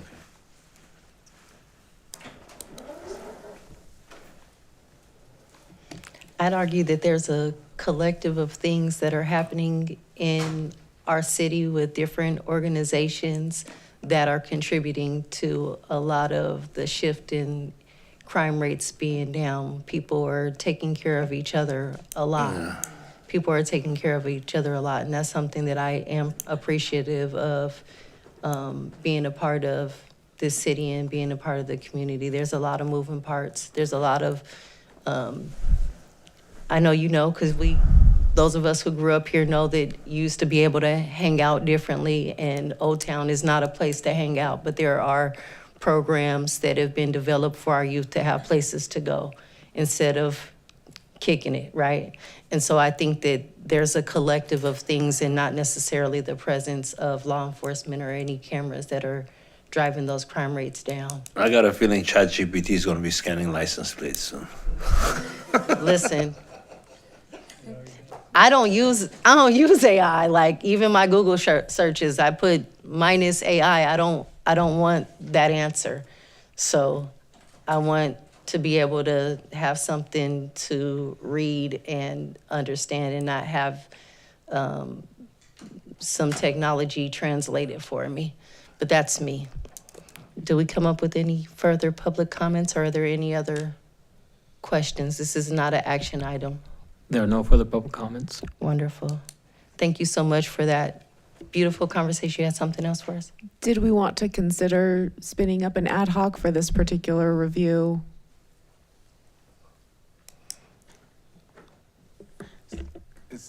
So I would suggest that, because we can really spin up one ad hoc at a time, practically speaking, that we look to the mobile audio video that's on the agenda as perhaps the next one. And since we're not going to make the public safety meeting deadline anyway, and there's no immediate statement from PD that they're going to revise their policy, we could do that to follow. I think that's a good idea. I think that's a good idea. I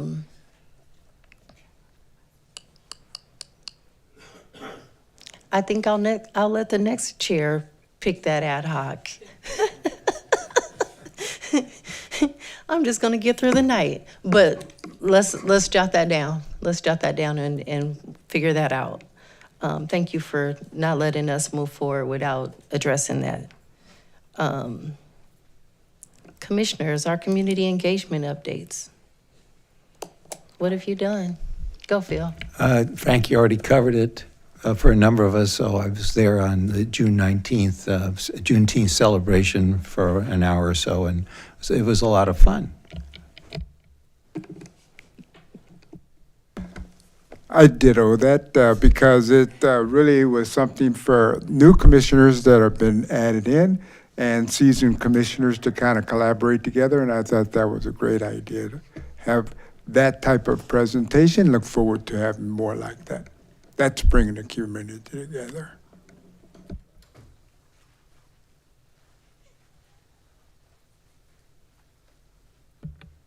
Thank you, Chair. I don't have a lot.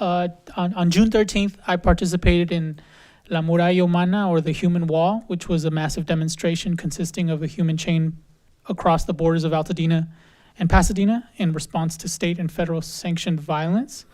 On June 25th, Homeboy Industries had held its annual graduation.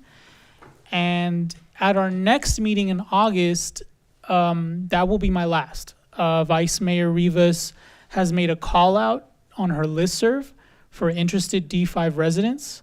I am doing my best to work with her office to make sure the selection process is as accessible and transparent as possible, with hopes that a replacement is confidently selected by the September meeting.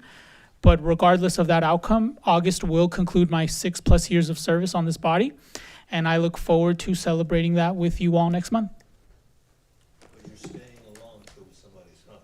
No. No, he's out of here. But you know what? Ibanez does so many things, and even when we were at the public safety meeting last month, and he was out of the country and still tuned in, like, he does a lot. He does a lot. And I'm appreciative of that. Thank you. That's We'll wait till he runs for political office. No chance. yeah, we're not those kinds of people. Anyone else? Commissioner Rashid was at Juneteenth. He's gonna act like he wasn't. It's okay. No, it was extremely fun. I was our nieces and nephews are in Atlanta, Georgia. So like the rollerblading here, obviously there's a big culture there. So I was missing them. Wish they were over here. But I was teasing them. I was saying I got Atlanta at home too here in Pasadena because it was amazing. It was so much fun. And Ted, I got to see your skills in action because I think you recruited like 30 people in our email list, and I got to see you do that work. So it was great. So. Yeah, along with the Juneteenth participation, I did not skate this year. Shannon didn't skate either. We were at the table. I moved around a bit because I always do. I was at the armory table. I colored, talked with people, stood in line, those kinds of things. But also, Commissioner Patillo is a part of the GOVIS team. That is our gang violence interrupters. And she is actually in the point of completing a mentorship program for this go-round. And she asked me to share with the youth what the police oversight is. So I shared with them an overview of the structure of our city government and the role of our commissioners, and explained that we have a bunch of commissions that do lots of different things, but here's our focus. The kids were like, man, but at least they heard it, right? Because everybody's not exposed to understanding what government structure looks like. My family was very politically aligned, so I had some awareness prior to this, but lots of kids aren't worried about it.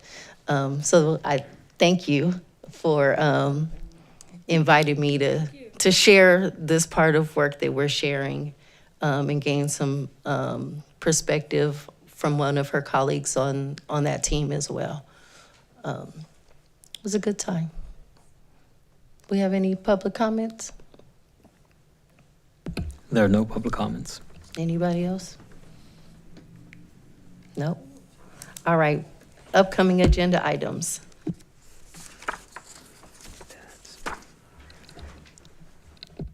I have one, I'm not sure. Teresa, that September 7th that you put in your, is that the parking lot shooting? Yes, that's correct, Commissioner Barrett. Okay. I do feel we need to have that when finished come before the entire group with a discussion on the cultural implications of the way in which the video portrayed the officers involved. We'll note that. Additional items that we have for the agenda for August 13th are IPA Magula's review of calls with behavioral health component. Tentatively, a PPD presentation of their AI-assisted report writing technology policy, as well as PPD's presentation of their energy-assisted breaching technology policy. And finally, an introduction of new PPD trainees.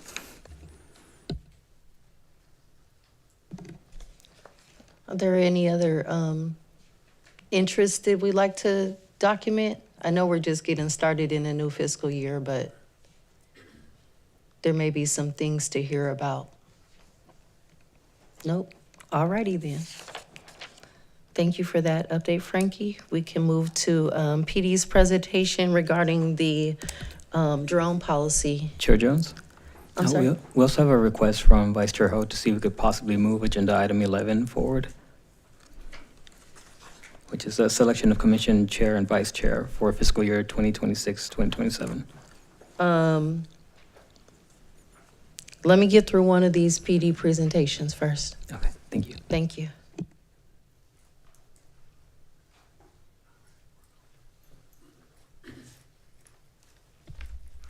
Welcome, Lieutenant Russo. Good evening, Chair.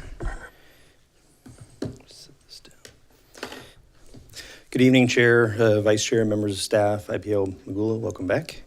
Lieutenant Anthony Russo, I'll be presenting this on behalf of the Chief Harris and the Pasadena Police Department, and this is our response to the recommendations made by CPOC's ad hoc committee. So we submitted a draft policy on our unmanned aerial system policy to CPOC for review. And the ad hoc committee identified 6 community priority areas within that policy recommendations via memo that we received on April 22nd. In those, it was safety, privacy and civil liberties, purpose and use, evaluation and accountability, data security, transportation and community benefit. There were no categorical rejections on any priority area identified by the CPOC ad hoc committee. CPOC recommendations will be incorporated into policy where appropriate with modification or clarification as needed for operational effectiveness. I'd just like to say that we recognize that drones are a legitimate privacy concern, and that is why the policy is built around limits, documentation, and accountability. The proposed policy expands existing department capabilities by adding drone as first responder operations, while also supporting the use during emergencies, barricaded suspects, high-risk incidents, search and rescue operations, and traffic collision investigations. In this presentation, I'll briefly go over each of the 6 community priority areas identified by the CPOC ad hoc committee and the recommendations we have incorporated into PPD policy to address those concerns. So the first is safety. The recommendation was operate drones safely and only when they improve public safety. We agree. The UAS operations will occur only when they provide a clear public safety benefit and can be conducted safely. Prohibit weaponized drones. We also agree. PD UAS will not be equipped with weapons. Require trained personnel in compliance with policy. UAS operations will be limited to trained and authorized personnel who comply with applicable laws, FAA requirements, and department policy. Consider added safety measures at large gatherings. We agree. PPD will evaluate crowd density, airspace, emergency access, and other operational safety factors before and during deployments. And require FAA compliance and human oversight of flight operations. So operators will comply with applicable FAA requirements. Automated flight features that enhance safety measures may be used when authorized and appropriate. However, a trained remote pilot in command will maintain active human oversight and responsibility for the flight at all times. regarding privacy and civil liberties. Prohibit the use of facial recognition and biometric technology on drones. We agree. PPD UAS will not be equipped with facial recognition or other biometric identification technology. Minimize the retention of transit video and data. We also agree. The PPD will retain UAS video or data in accordance with current retention practices and only when relevant to the authorized mission, evidence, training, or another lawful department purpose.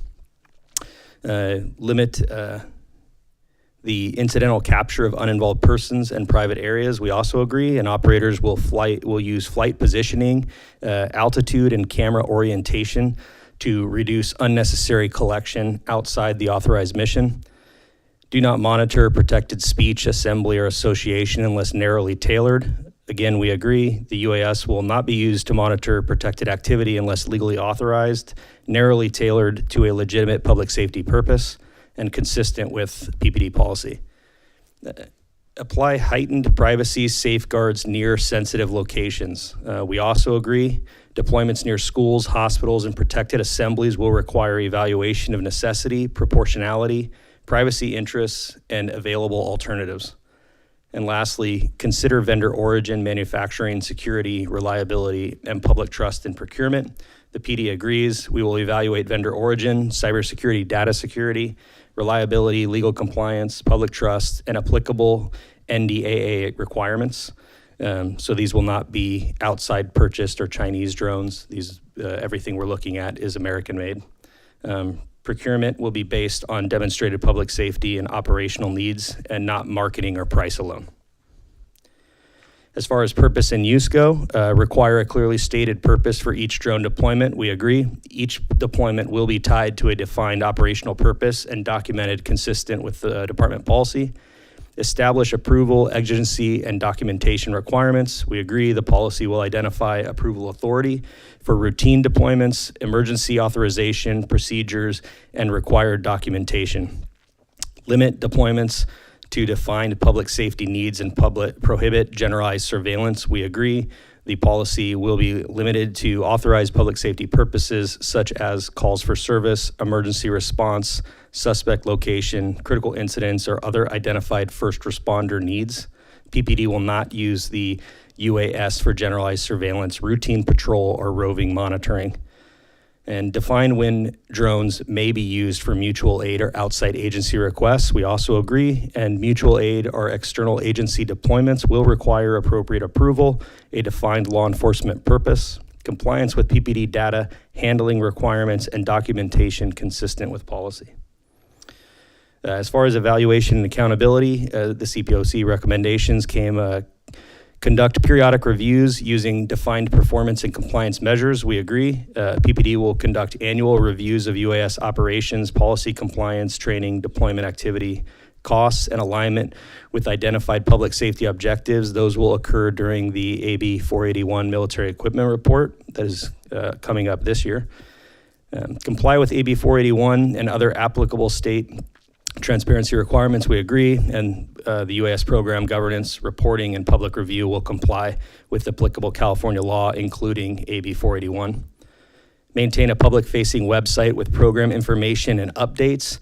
PD will provide public information regarding the UAS program, including applicable policies, AB 481 materials, and general deployment information, and those program updates in the military equipment report. Designate an organizational structure and sworn program oversight officer. The chief of police will designate a sworn program coordinator responsible for program administration, training coordination, policy compliance, the operational view, and record keeping.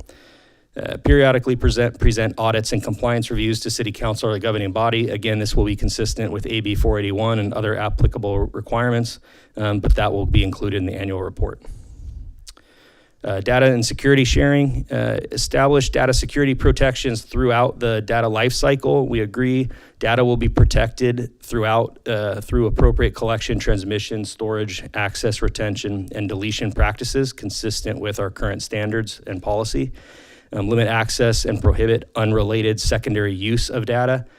We also agree access to the generated data will be restricted to authorized personnel for legitimate law enforcement reasons, evidentiary, training, or other approved department purposes. Define when that data may be shared with state and local partners. We agree, and data may be shared only for legitimate public safety or law enforcement purposes with appropriate agencies and in compliance with applicable privacy, security, and reporting requirements. And lastly, require limits and approval for sharing with federal or outside jurisdictions. PD also agrees sharing with federal authorities or other jurisdictions will be evaluated, though, on a case-by-case basis and must serve a legitimate law enforcement purpose, comply with applicable law, department policy, and be consistent with required oversight and privacy protections. Transparency and community benefit. Develop ongoing community engagement before launch and as the program evolves. We agree, and the PD will incorporate community outreach and public education regarding the purpose, scope, safeguards, and limitations of the program consistent with existing AB 481 engagement transparency practices. Clearly identify police drones as law enforcement assets. PPD will clearly mark the equipment as law enforcement and demonstrate measurable public safety benefits from drone use. We'll evaluate and report program outcomes, including response time improvements, officer and community safety benefits, assistance with criminal apprehension, and other measurable public safety impacts. So in summary, the results of this policy came from a collaborative policy development and sharing the information with the CPLC body, providing information that allowed us to tailor and add information into the policy, which we were able to do in a balanced public safety approach that also took into account privacy concerns from the public and the body. We have defined the oversight and accountability throughout within the policy to make sure that we've created authorization, documentation, audit procedures, the operational implementation of deploying trained personnel, establishing the approval process, and integrating this platform into patrol, SWAT, traffic, and other major event operations to enhance safety. Transparency and the community engagement piece, provide the annual reporting through the military equipment, conduct the public outreach with measurable performance outcomes, and then the ongoing evaluation and adjustment as far as reviewing the policy, the deployment data, and then throughout our military equipment annual reporting, then coming back and making adjustments to the policy or the program over time as needed. So this effort reflects that collaborative approach. The proposed policy incorporates the CPOC recommendations, balances that public safety need with privacy protections, and generates a response to each of those recommendations with an agreed upon manner from the PD and the collaborative body. And with that, I submit and I can handle or answer any questions that this body might have. Thank you. Thank you so much, Lieutenant Rosso. First, we're going to see if we have any public comments. And if there's questions there, of course, please answer them. We do have public comments. We have two. One from Yadi. Yadi, go ahead. You have 3 minutes.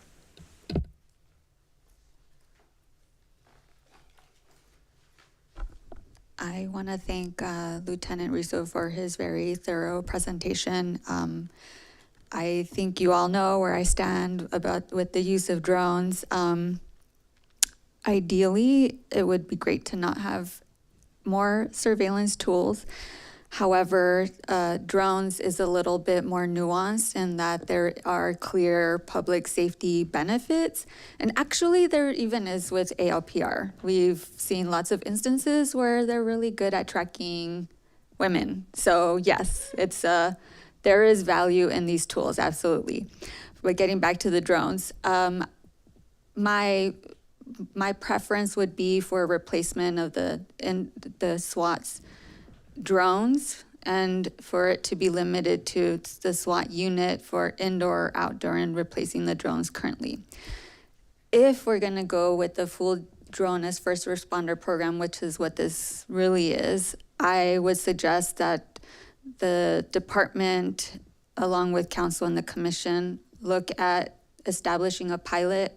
You may not have had a chance to read my written public comment, but essentially, Berkeley, the commission, asked an independent researcher to evaluate the efficacy of a drone as first responder, and it outlined very specific elements.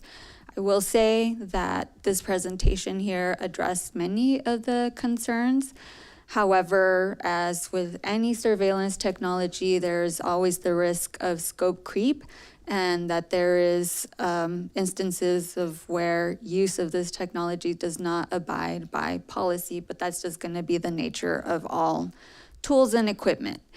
And the last thing I'll say is thank you to the author of AB 481, because that made the process for this so much more transparent and baked in the community engagement piece. And this just goes to show of what this process could look like for other technologies where there isn't state codified mechanisms for obtaining community input and consent before the purchase and expansion of programs.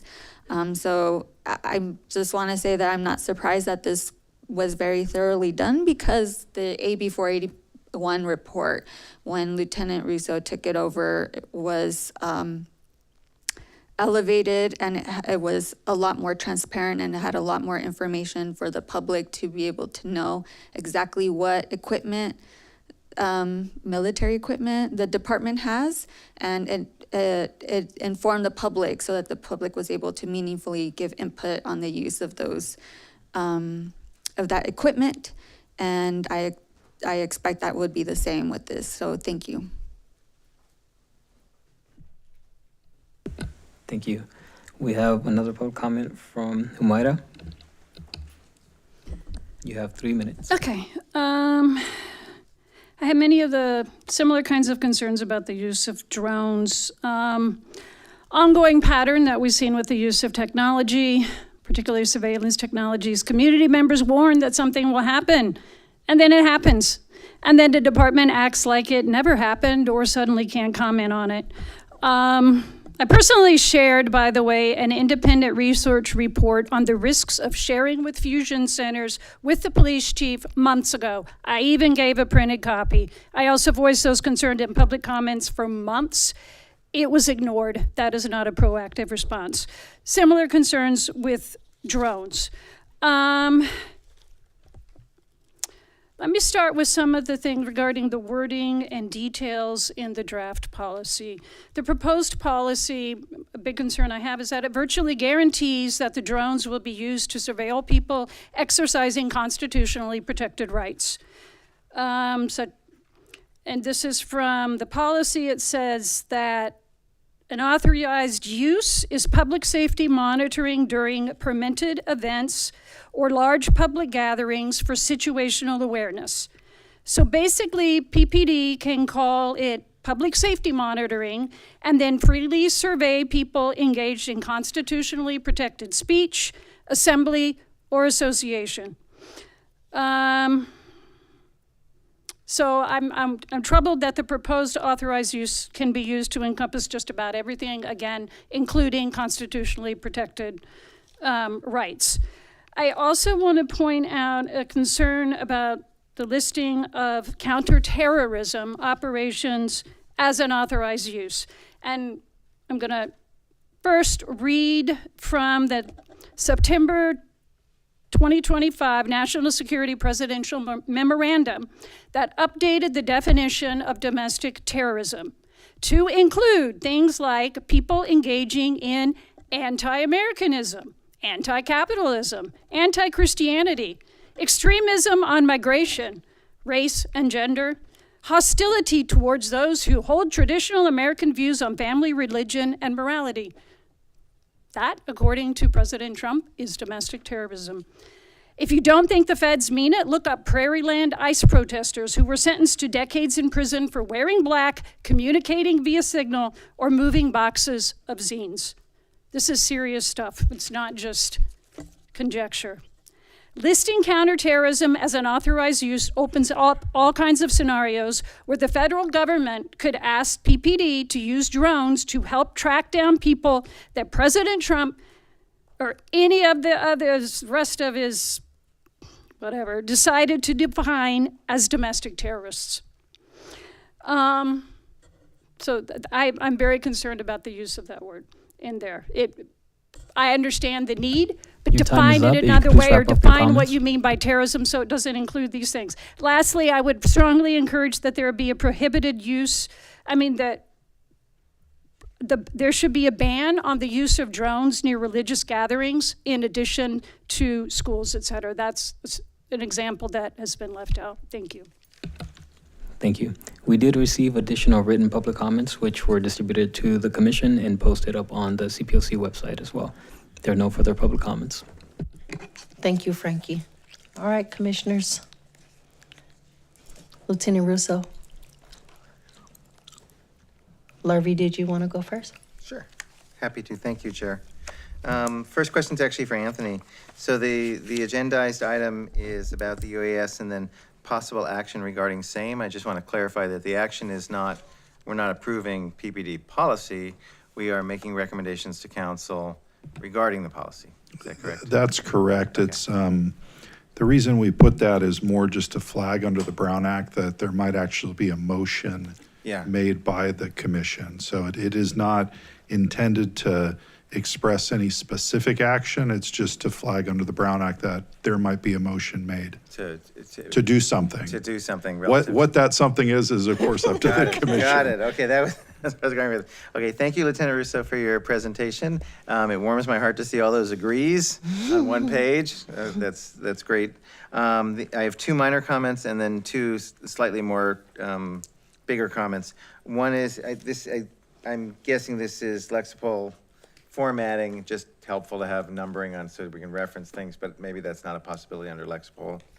No, it is. We can add, Just be a additional little numbering. easier to reference each Yeah. item if it were numbered instead of bullet pointed. And then we had in the priorities identification, and that was under the agreed to have the identification. I just couldn't find it in the policy. And the idea, the priority item was to just make sure that with drones flying around from other users, and we talked about this with ALPRs, that there's commercial use as well as police use. It's really important that people can identify who the drones are from. Is that in the policy somewhere? So that may be something that I have to look at to make sure that it's Okay. specifically in there. Like the drones that are supplied, at least from the manufacturers that I've been looking at, have red and blue lights. They have different lighting to designate those as police drones. We would obviously sticker them in addition to that, but that surely can be placed into the policy to codify. Perfect. And then the other two, maybe slightly bigger ones. One was about the large gatherings. Is it possible to add any language to clarify not just the privacy issues, but also the safety issues around large gatherings? So currently it's on page 3 of the second bullet point, public safety monitoring during permitted events or large public gatherings for situational awareness, emergency response, or identification of criminal activity. Could we say a little more about both the safety and the privacy issues that might accompany large gatherings? I can surely take a look at that to make sure that that's not addressed somewhere else within the policy under either prohibited use or it's cleaned up in as far as the safe use of the Excellent. equipment. Thank you. And then very last one was on the last page, page 6, fourth bullet point from the bottom. Supporting periodic review of the UAS program, including review of development, data, policy compliance, training compliance, complaints or concerns in alignment with public safety objectives. And this goes to the big accountability bucket and how often are we gonna, so periodic review, could we be just a little more specific about when we're reviewing it? Is it annual review? Is it something? Just so it doesn't fall into, it doesn't run the risk of falling through the cracks in terms of accountability. And it's nice how there's specifics about what would be reviewed, but if there are any particular metrics, this again also came up in the ALPR discussion we just had tonight about, are they effective or not? And that's really a question for PPD to decide if this is working towards your goals. So if there was a way to just be very specific about how you'll determine if this technology is in fact working for you, and so that there isn't mission creep or a slippery slope towards using it for other things because we bought a bunch of drones, but they're not really helping us with crime, or any of those possible hypotheticals. Yeah, so definitely, I'll put that down. And then similar to like our use and reporting of the Bell OH helicopters, like obviously we don't report on every helicopter that we own, but those specific helicopters are designated as military equipment. We identify the amount of hours, training, where they were flying, the purpose of that. On a lesser scale, that's going to be also the same with the drones. So every mission recorded, the reason for that mission will all get categorized and then reported during the AB 481 cycle, same as the military equipment for the police helicopters.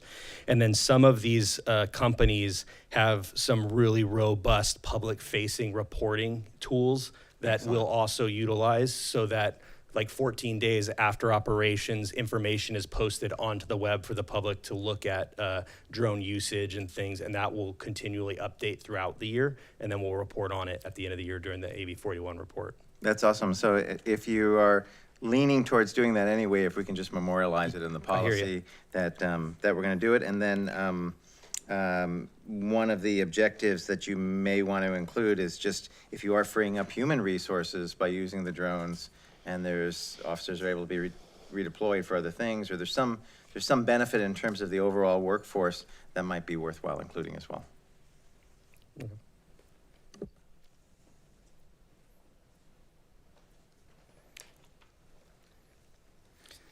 Who's next? Thank you, Chair. Thank you, Lieutenant, for your presentation. I see that there's a lot of possibilities for uses for these drones. But can you share any examples of situations where the department would decide not to deploy a drone? I'm sure there are plenty of situations. I mean, one of the things that we have to consider, and I would like to just say, like, this is building out the policy. We're, before we make any determination of like which item, DFR program or equipment we're going to go with, that's going to require additional presentation to CPOC through public safety, and then reporting out, hey, this is what we found from what we're able to do, being fiscally responsible while also meeting the operational needs for the city. And so just based on the size of our city, the cost of these programs, we're unlikely to get the coverage that we would want or need to fully cover the city with the response times we'd be looking at. So we would have to limit the amount of use of that drone so that it's available for priority 1 and 2 calls, as opposed to 3 and 4 calls or other various calls that we don't necessarily want to fly and occupy the airspace with that drone. And then we get a now call or a priority 1 call, such as a crime occurring in the moment that drone would be more efficient on. So there will be, I guess I would say, a very strict outline to kind of figure out when do we deploy and launch the drones on specific calls. The policy covers it, but I think the procedures that when we actually get it, that's going to change as we see how effective it is based upon how many drones we actually can afford. Thank you. And I'm sorry if you said this already, but could you give a distinction or an example of a distinction of what a priority 1 call would be in, for example, priority 3 or 4? Yeah, so like a priority 3 call is more like a report call. It's a crime it could be a crime that has already occurred. It could be like, off the top of my head, I'm just thinking of like somebody's calling to complain about a transient, maybe sleeping in an area that they shouldn't be, would be like a priority 3 call. Whereas a priority 1 or 2 call is going to be like a crime occurring now. So a shots fired call is going to be a priority 1 call. A report of a vehicle theft, or a flock hit is a priority 1 or 2 call. So those are going to generate like an immediate response. From either law enforcement officers. An officer needs assistance is a priority 1 call. So those types of now life-preserving type property saving moments are those priority 1. The priority 2 are emergent calls, but may not necessarily involve the risk of immediate loss of life, but could elevate to that. And then priority 3 typically don't have an element of preservation of life or property. Got it. Thank you. And this is alluding to what Commissioner Lurvy said, and please stop me if you're not prepared to answer this question, but would you be able to identify how the department would measure whether the drone program is actually improving public safety, or are there any metrics in place that would determine whether this program is successful enough to continue or expand? Yeah, I think as the program is built out and we identify the direction that we're going to go with that DFR program, that there will be metrics in place for us to look at and say, how much has this increased our ability to get on scene of the call? Like, we're in a unique opportunity because we have a helicopter program, and the drone program is not intent to replace the helicopters that we have. They're very different and unique perspectives. And that's one of the things that I'll say about like the public gatherings and the concern of privacy. We get that and we appreciate that, and our focus is always on public safety. It's not on intelligence gathering at these events, but we currently deploy a helicopter when we have large gatherings, like when we had the No Kings protest. There was a helicopter overhead monitoring the direction that the crowd was going, because we have to be able to know which streets do we need to block off to prevent a vehicle from getting into that area so that we can allow people to peacefully protest. Our focus is always on safety of the people in the street and not on some other nefarious factor. And the helicopter is expensive to use. It's limited in the orbit ability, whereas a fixed drone or some type of drone is very efficient for us to see and then share feed with council or other concerned members about what are we actually looking at, or what does that crowd look like, much like what the news media would report. And so that's what our main focus is. And so I think we'll look at the metrics as far as how fast do we get to calls and how many calls can we clear with the use of drones. Is there a way that for us to correlate the impact of the drone on actual crime reduction, or that somebody is not going to commit a crime because they think like a drone may launch? I think that's really difficult for us to determine. But I think there is a factor of people understanding that if flock is here, I don't want to drive a stolen vehicle through this particular area or commit a crime in that area. The same as like if there's an ability that a drone may launch and then be on scene within 30 seconds and then capture me fleeing in a vehicle or get my description and then provide that to law enforcement so that we can make an apprehension. So I think there are ways to see it, and I think we'll try to figure that out, and we'll report on that in the first year after the pilot. When we make a determination as to which program we're going to go with, we would present what we learned from the pilot to the bodies, and then the same thing that we would do once a program was selected within that first year, we'd report back on the findings. Thank you.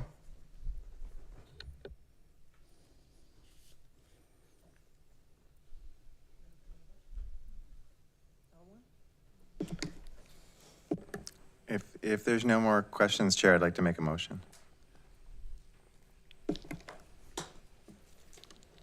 Go ahead.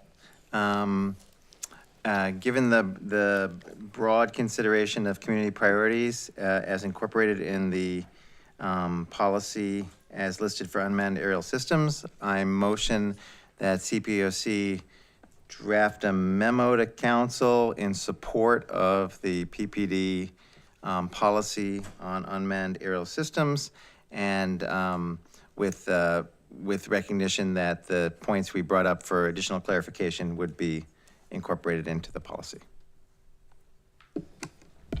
Second. Commissioner Argento, Yes.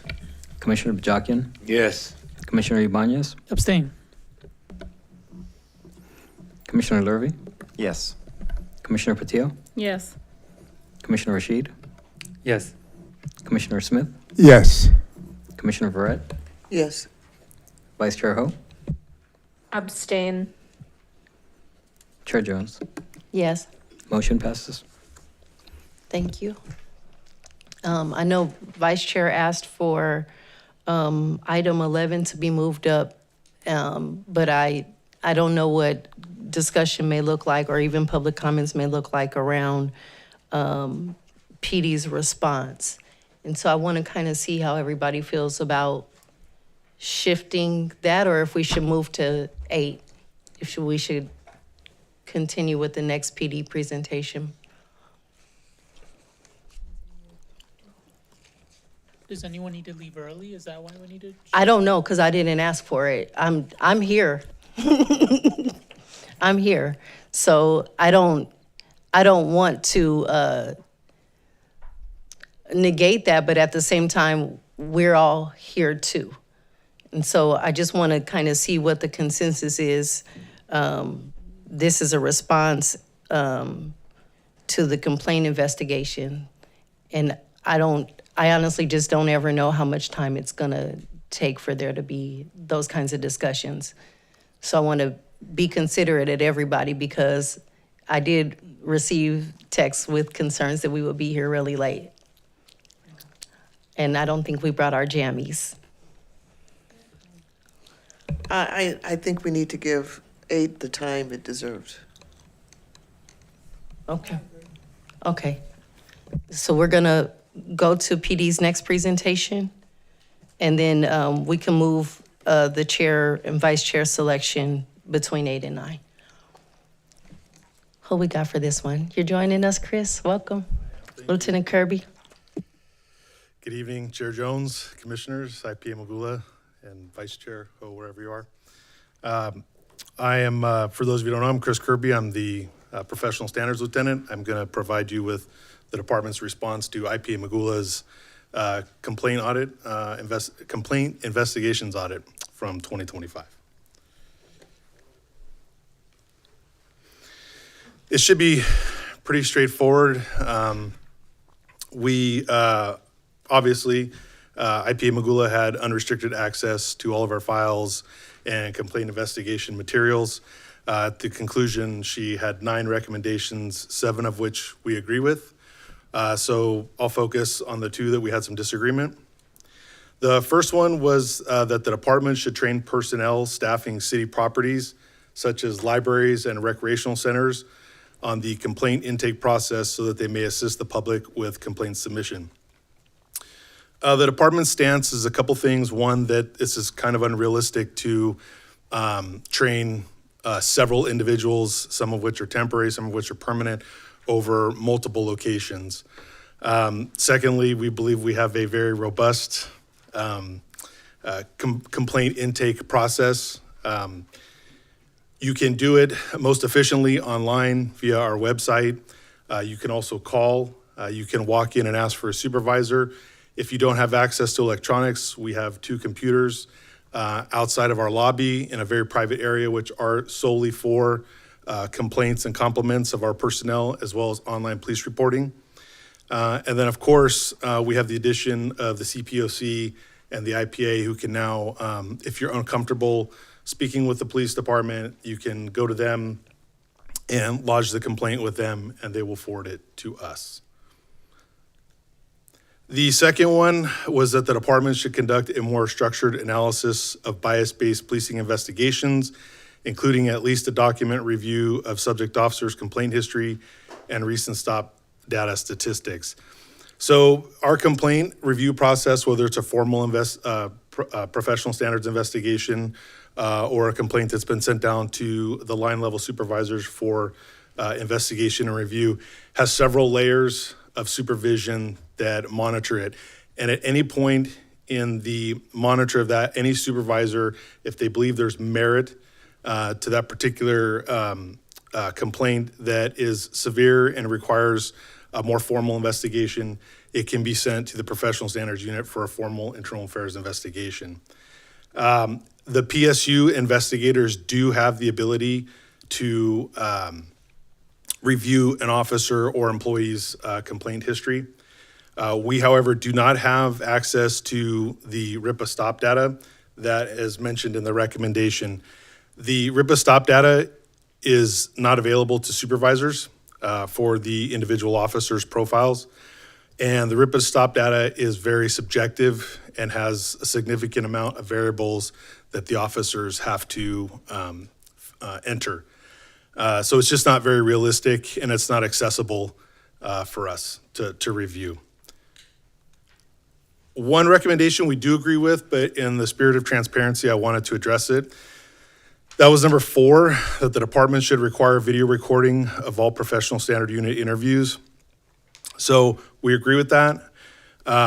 However, it's going to require us for successful implementation to coordinate with our bargaining units for all of the employees, both sworn and professional staff. And so we think that will delay the implementation of that slightly, but we do agree with it. But there's a process that has to occur due to MOUs and procedural language that we need to make sure that we're compliant with. The 7, I won't repeat all 7 that we agree with, but I would just like to highlight a couple of them. The third one down, the holistic reviews of complaints by supervisors. We've actually already started training on that for the field sergeants and corporals, explaining to them that through training, through the sergeant's retreat, that while they need to address the complainant's concerns, they also need to look at the incident holistically and address any other issues that they may find on their own outside of that complainant's concerns. And then the other one I'd like to address is the last one, review and refine complaint closeout letters to the extent that is permissible by law. You have our commitment that we will continue to review that and work with IPA Magula and the city attorney to make sure that we're not only compliant with the law, but we can perhaps start narrowing down how we can make those more personable for the individuals that are receiving it. So we do agree with it, and we're going to do our best to make that a work in progress. And then lastly, of course, how will we implement these recommendations? Obviously through policy revisions, training updates, and then audits and oversight of our review processes and implementations of them. So with that, I'll step aside for public comment. Thank you so much, Lieutenant Kirby. He knows. Do we have any public comments on this matter? There are no public comments. Fantastic. Okay, that was nice. Go ahead. I want to kind of push back a little bit on recommendation number 9.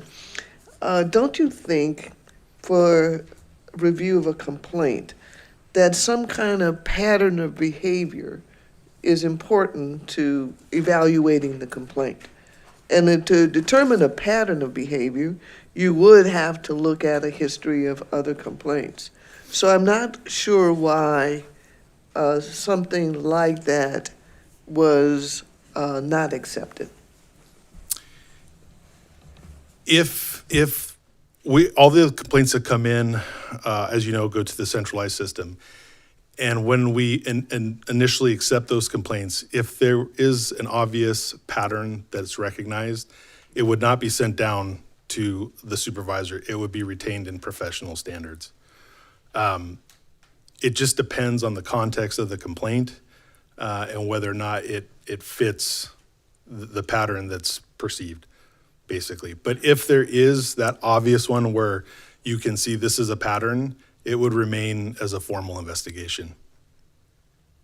I guess then I'm a little confused by why you wouldn't accept that document review of subject officer's complaint history in the recommendation. So you're saying that it would be determined on the front end before it got there. Would that involve the collection of data or statistics or information, or just the general knowledge of that individual about the behavior of another individual? On the front end, I would say it's just the general knowledge of it. If we send that investigation down to the supervisor at the line level, and they uncover what they believe is a pattern, then they have the ability to make sure that that comes back for a formal investigation. So on the front end, we're not collecting the statistics of it. So you see my confusion about why you didn't accept it, because simply this was saying that you should get data and statistics to determine if there's a pattern of behavior. So I understand your recommendations, I understand what it is. I just want to push back and say, I think that you are missing an opportunity to correctly identify patterns of behavior by not getting statistics on the number of complaints for any one individual as a part of your process.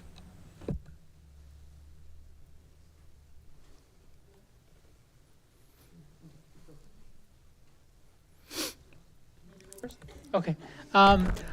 Thank you. Thank you, Lieutenant Kirby. I'm actually going to build on that because I'm a little confused as well. Like how does the department then engage in pattern recognition? Like what other objective data does the department access to identify patterns of potential biased policing? Well, we have what we call a trigger-based early warning system through the complaint system called IA Pro. So if there's a particular pattern where a certain number, it's just simply a trigger, a certain number of complaints have come in regarding specific allegations, then that would be triggered. And if that's triggered, depending on the severity of the circumstances, it would remain as a formal investigation. Or if there wasn't enough information to suggest that this fits that context, because each complaint has a context of its own, then it might not remain a formal investigation, but go down to the line level supervisor for an investigation before it's sent back up to us.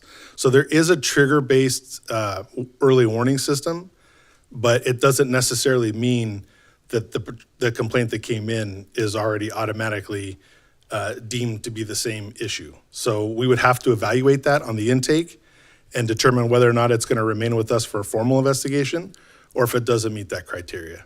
So it's simply just knowledge at that point. Okay. Which brings me to the recommendation number 1. To me, then I would ask, why would the department not consider training city personnel that are consistently in city property to engage in the complaint process? Because I know you mentioned that residents have access to the commission, but the commission realistically is only available publicly once a month. And it's really only we're very limited in our access to engage in this specific work because we're not city employees. So wouldn't it make more sense to inform and train the people who are consistently present in our city?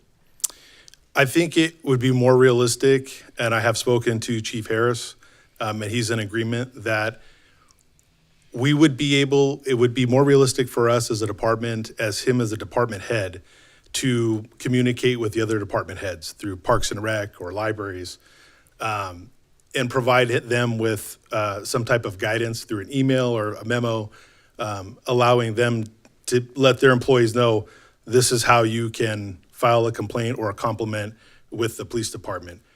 It is unrealistic to us given the amount of employees and the amount of locations that we'd have to cover, for us to cross-train all of those individuals. But I will say that I've handled personally probably about 4 or 5 complaints that have been activated from the CPOC that Ms. Pryor has taken in and coordinated with us for input. So people, I think, do know how to contact the CPOC in the off hours of not being here at this body, and making sure that the information is given so it can be passed to us.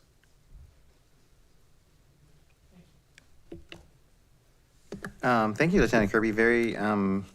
Really helps for transparency to understand how the recommendations from the IPA were handled. And I think I even understand both of the 2 that you disagree with. So I'm gonna take a try at what I'm reading the operative words to be. And so for recommendation number 1, the disagreement was the department should train. It wasn't that city staff and other employees couldn't receive couldn't have flyers or couldn't refer someone who had a complaint to another area. It's just that PPD shouldn't be the one training. Is that? I would say that that's understanding? an accurate assessment, yes. Okay. And then on the recommendation number 9, my understanding was the primary phrase, not the independent clause, was the department should conduct a more structured analysis of bias-based police investigations. And so the response is really that we already have a process to take in complaints and investigations, and we shouldn't have a duplicate process, but you do in fact have a way of tracking trending complaints. Yes. So the issue was not, the disagreement was I don't want to have the department shouldn't have to create a duplicate process just for bias-based complaints as opposed to other complaints. Correct. Okay. All right, thank you.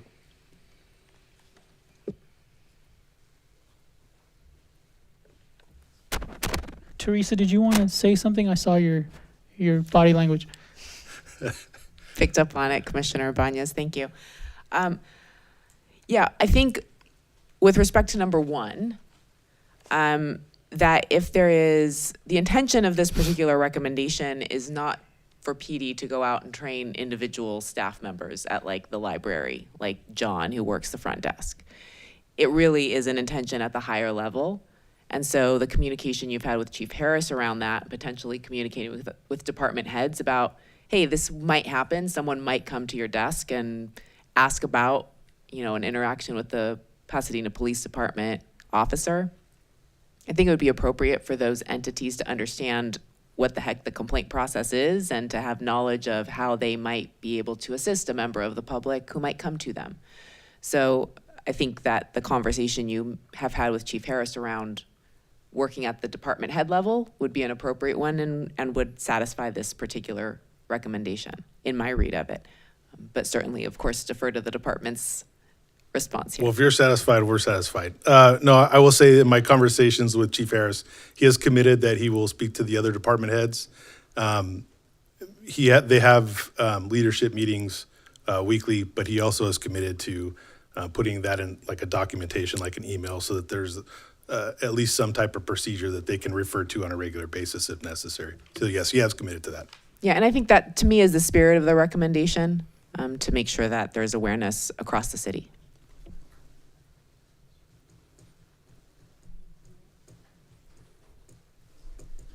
Anthony, and this one also is, and possible action regarding same. What might that action be? That's correct. We did put that, and I'm getting feedback on my mic.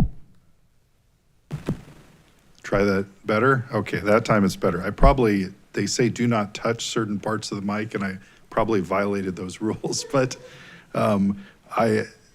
we just put possible action there, more just under the Brown Act, so a motion could be made. I'm not suggesting that there needs to be an action at this time. I would, in many ways, defer to IPA Magula on that. Now, what we tend sometimes to be quite transparent and honest with you. Sometimes we defer and kind of err on the side of caution by putting possible action, because what I never want to do as an attorney for a commission or for a city council is say, oh, wait a minute, we didn't list it as an action item.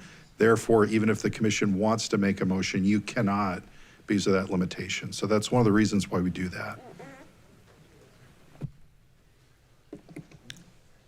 So no movement necessary? We're good with this? We have any public comments that may have come in? There are no public comments. Thank you so much. Thank you, Lieutenant Kirby. I expect for y'all to update that to say agree.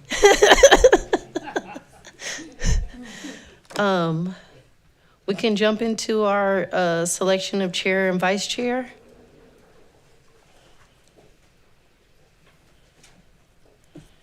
Do we have any public comments?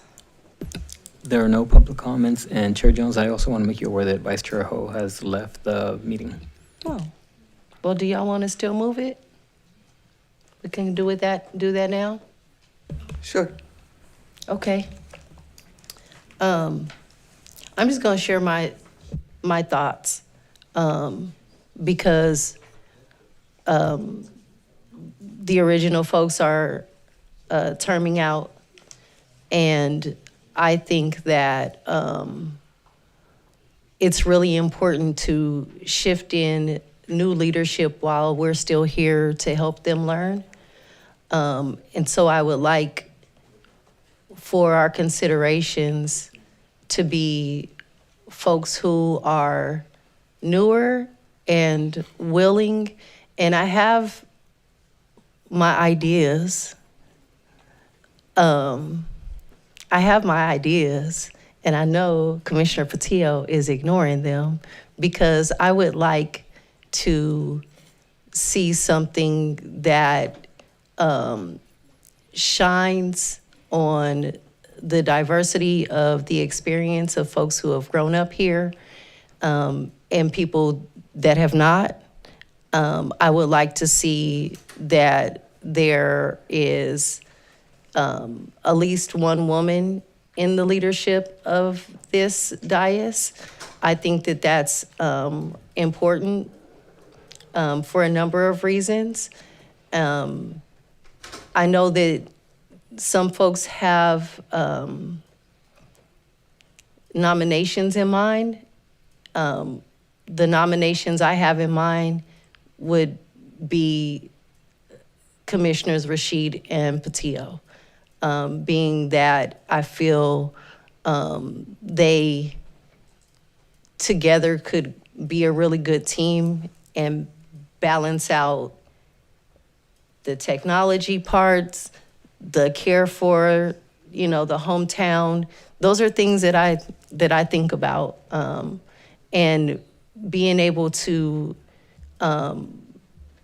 move conversations forward, move actions forward, and really take into account different spaces within our community. Those are my thoughts. Genuinely. I just want to interrupt you, say I agree. Those are genuinely I will second it. my thoughts. Your hand is up. Yes, I just want to, before we do that, I just want to take a moment to recognize Chair Jones. No one brings more authenticity to the role, and she put herself out there completely, honestly, every single time, and allowed enough space for all of us to come along. And I am deeply appreciative of all of that. So before we do any replacing, I just want to be sure that we just take a moment for our chair.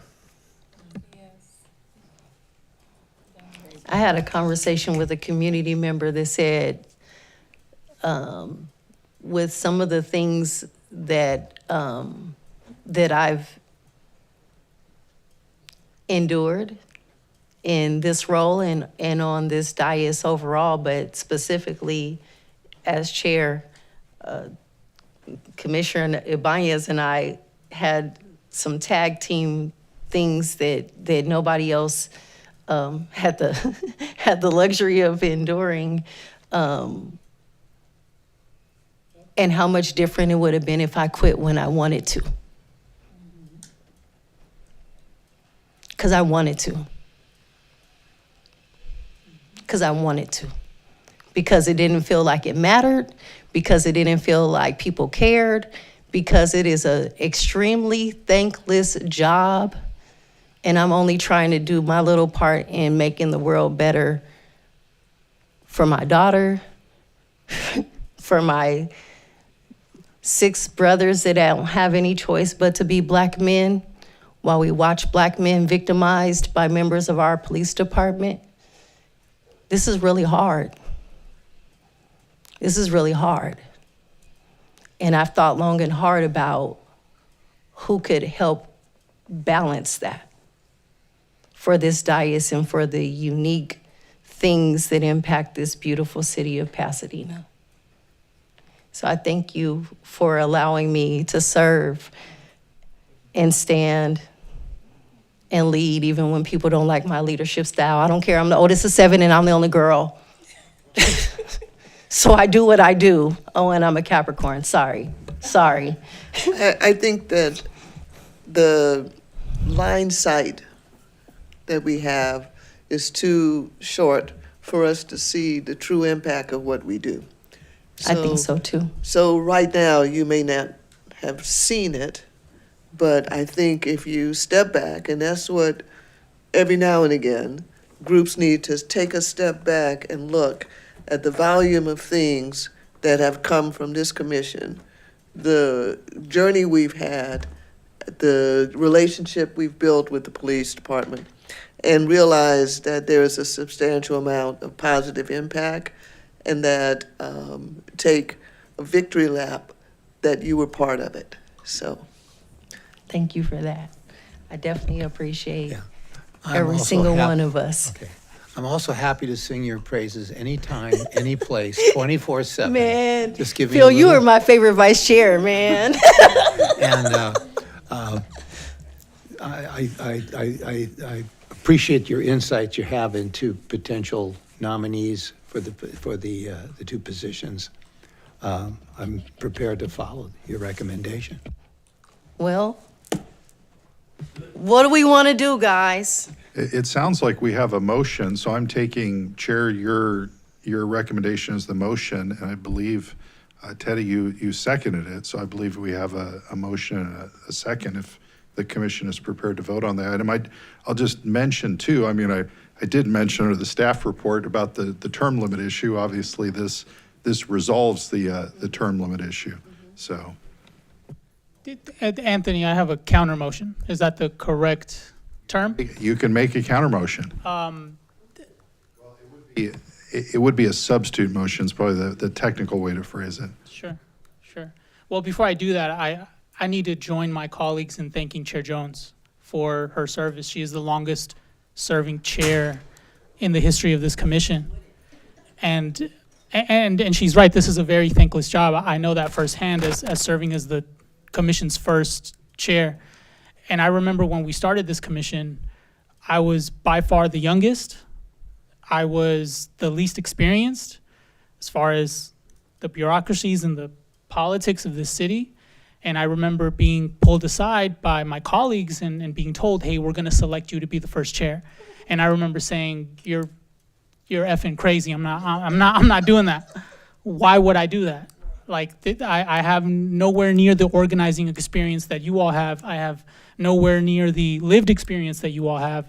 Why the hell should I be chosen to be the chair?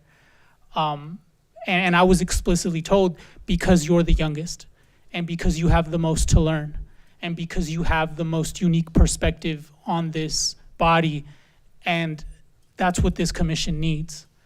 And I believe that the best chairs in my experience, or just the best commissioners in general in my experience, are the ones who don't want it, are the ones who feel compelled to do it because no one else is suited in their respective communities to do the work in the way that it should be done. So I have a very small substitute motion, and it's only because it aligns with a lot of the concern or a lot of the desires and a lot of the comments that our public members have made throughout the months that we've been working on the dais, throughout the years that we've been working on the dais, and because of the similar need for a balance on this body that I've noticed amongst our commissioners that I feel this dais needs. So I motion to nominate Vice Chair Ho for chair. I did want to just clarify too, for the record, based on Honorable Chair's your motion, the substitute motion goes first procedurally in terms of the vote. I just want to be clear who's being nominated as the chair and who's being nominated as the vice chair, just so it's clear. Am I required to make a nomination for the vice chair as well? That's what I'm asking for clarity with your so your substitute motion is just for the chair and no vice Correct. chair at this point. Okay, that's Correct. the clarity. I wasn't sure.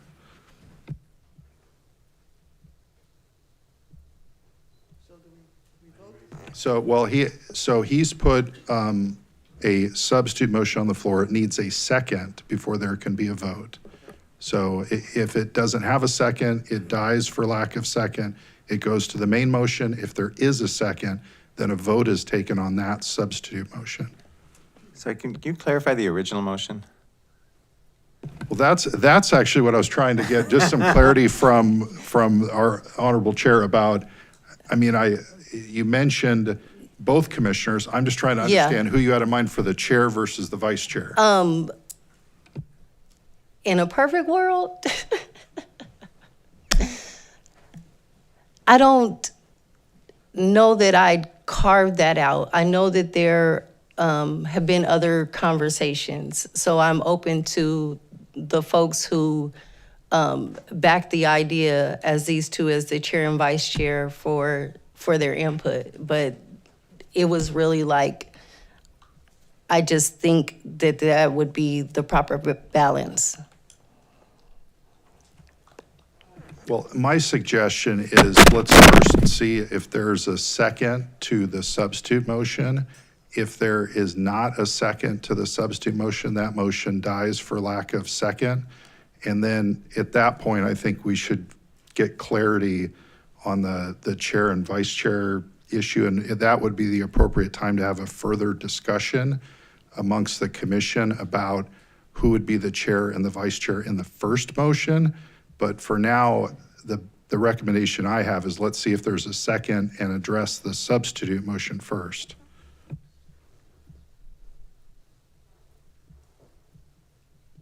So find out if there's a second to that motion, right?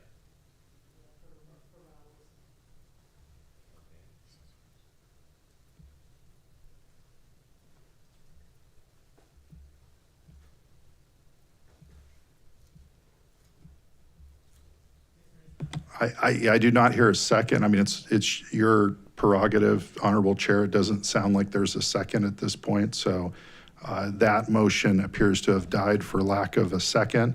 So now we're back to the main motion and back to the question posed by the chair, which is just for purpose of discussion, who the commission would like to see as the chair versus the vice chair.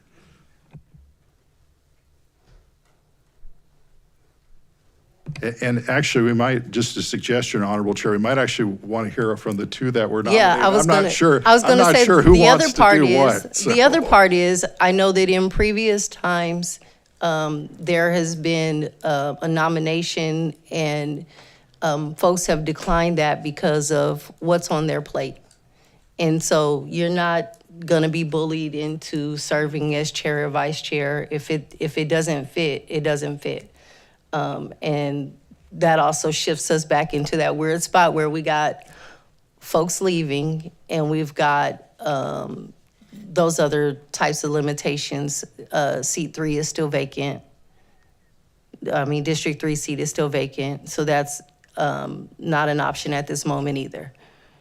Well, I think, Madam Chair, that you have made the suggestions of the two newest members. And based on what Raul said about being new, being thrown, and that's how you learn more. And When you're willing to learn. I think you got the two right people for the job, So okay? Which So way? I would say that Rashid for the chair and so on, but it's up to them. It's, you know what I mean? We're okay with both of them. We love both of them. I mean, Chair Jones, I think you said Commissioner Rashid as vice chair, right?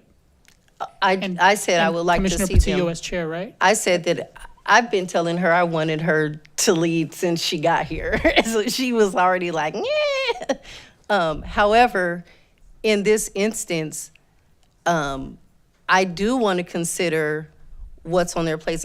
You know what I mean? Like, I know part of her other work, and I know part of his other work. I think that the balance of the technology awareness, the understanding of law enforcement and how it works in a specific way as a reserve officer, balanced with someone who deeply loves the city that she grew up in. I think that it gives the space for there to be, I think it'll just even some things out. well, we should ask her, does she want to be a chair or a vice chair? Since your name keeps coming I up. don't think that's the appropriate question to ask, because I think that answer would be no. I think if we chose you, would you accept? Well, I'll answer with,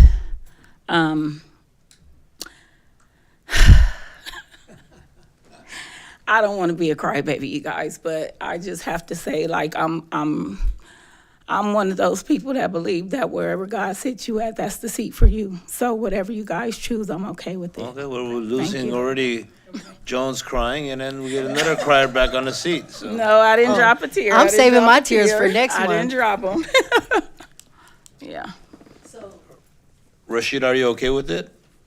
I feel exactly like the comments that you just made earlier about things being thrown at you, and the the excitement and nervousness you had for that, but I respect it completely, and I would be honored to be in either position. So That's why we chose Rashid for the job.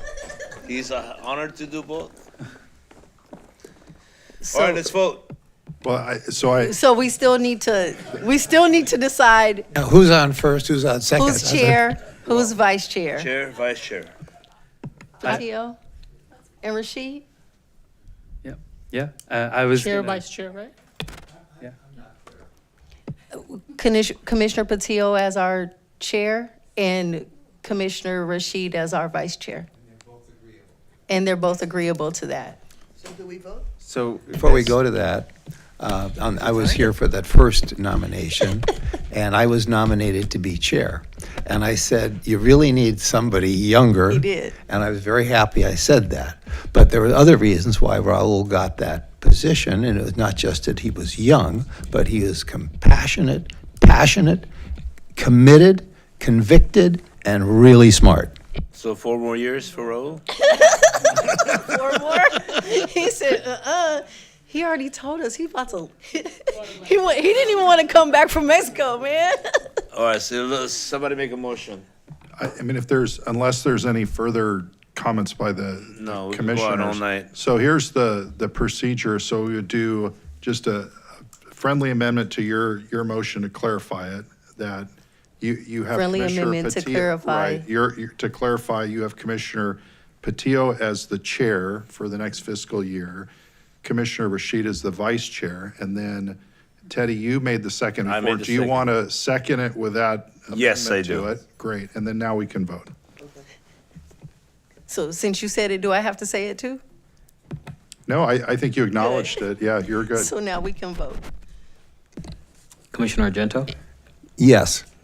Commissioner Bajakian, Yes. Commissioner Ibanez, Yes. Commissioner Lurvy, yes. Commissioner Patillo, Yes. Commissioner Rashid, Yes. Commissioner Smith, Yes. Commissioner Verrett, Yes. Chair Jones. Yes. Motion passes. And I would like to remind y'all, all of us are here to help you learn whatever it is you feel like you don't know. We got you. And Anthony, I rely on him. I don't know. I don't know what y'all think I'm doing. He's doing the work. I just do what Anthony says I'm supposed to do. So That's why he gets paid. with that, yay! Do we have any? No, because that got moved up. I need to double check on public comments, so, There are no public comments. okay. So, discussion and potential adoption of draft commission report and accomplishments for the 25-26 fiscal year. Move to approve. Do we have any public comments?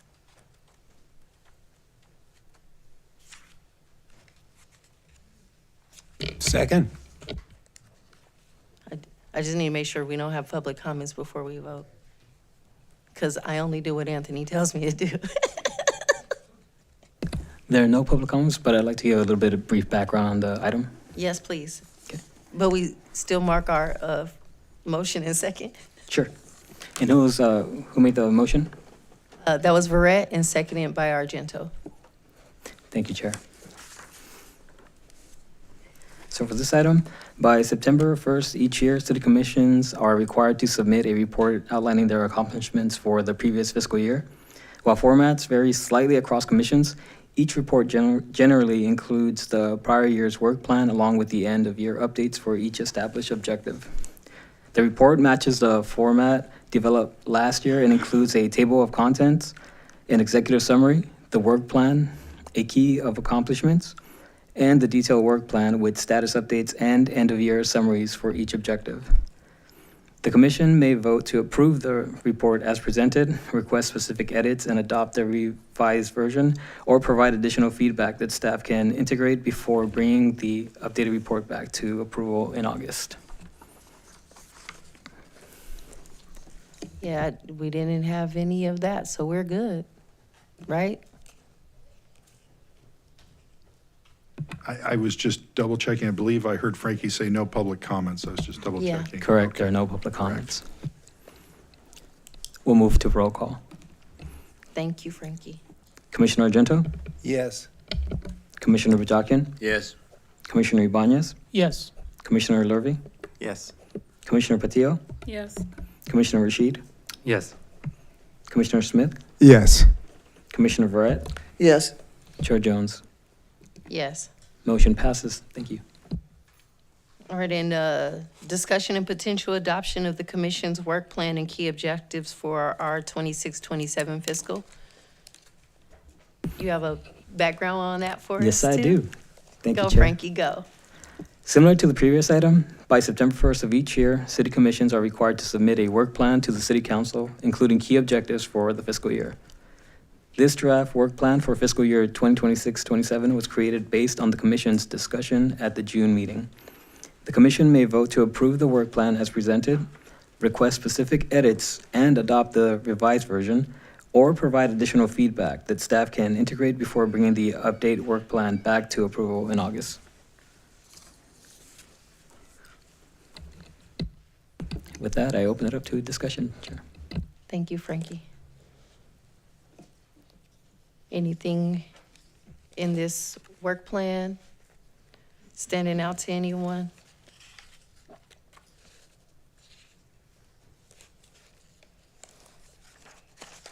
Objective 1, evaluate PD's response to domestic violence, which will follow the similar framework as the mental health ad hoc, because we had to drop that subject matter off. And then Objective 2, evaluate the police department's response to interactions with youth, which came out of the presentation with the NAACP, women of NAACP on adultification bias of Black girls. And then Objective 3, to evaluate in collaboration with the police department, all public-facing educational materials related to common law enforcement encounters, including traffic and pedestrian stops. And I believe that came out of a IPA recommendation. You know, there will be spaces for technology and any emerging things that the PD needs for us to work on, or the city council is directing us to work on. That's why we only have 3 objectives, which is the least. I think our first year we had like 6. Something like that. Yeah. So I really like that it gives us that space. From a process standpoint, our new chair is going to assign people, or do we, after we approve requests, which Now, ones? how I typically have done, and I believe Ibanez did as well as chair, is people selected what they wanted, sent that to staff, and then it was considered by the chair. So the chair will be responsible for doing that. You can do that in collaboration with your vice chair.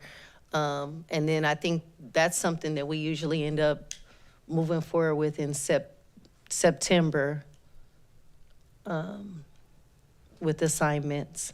So somewhere between August and September. Okay, then I move to approve. Just double checking for public comments. Yes, sir. We do have public comment. We have 2, one from Yadi.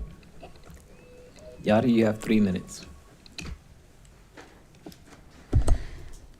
Hello, I just want to request that the Oversight Commission request a presentation by Lieutenant Bundy, who was here earlier today, but he left, on the crime prevention through environmental design, or CPTED, which is a proactive measure to make our communities safer and actually like build community and not rely on cameras. And I think that's very important because that's something that's missed in the conversations when we're looking at adopting surveillance technologies, which is basically turning to technology to be the answer and the solution. And there are definitely other things that we can be looking at. And so I think that that's very vital for this commission to be aware of. And I also want to bring up the military training that happened at St. Luke's. And I'd like to request that the commission request more information about that because the residents were very concerned, and specifically because the policies is under your purview, to ask questions about what's the policy for the police department and specifically the chief to communicate with both the city manager and the city council about events and incidents like this, and engaging with the public in a more proactive manner. I know that this was a federal administration thing, but it was very concerning, and I do understand that there's like limits within local municipality, but the questions still are valid nonetheless. And doesn't bring me much joy to bring up the horseplay incident. However, I do want to show that I'm not completely biased against surveillance technologies. And at the last Public Safety Committee meeting, there was a discussion about signal sidearm, which was something that your body had brought up a long time ago, and it's still in the works. And I would like for you to bring up that discussion again, and also possibly consider deploying some of these ShotSpotter microphones in the police department garage, and maybe these ALPRs. We keep hearing that surveillance technology is a great deterrent, and let's see, maybe this can help resolve some of these issues. I don't know. So I'm just saying that I'm not biased, so you can take a look at that. And the last thing is with the tech ad hoc that was established not long after the establishment of this body.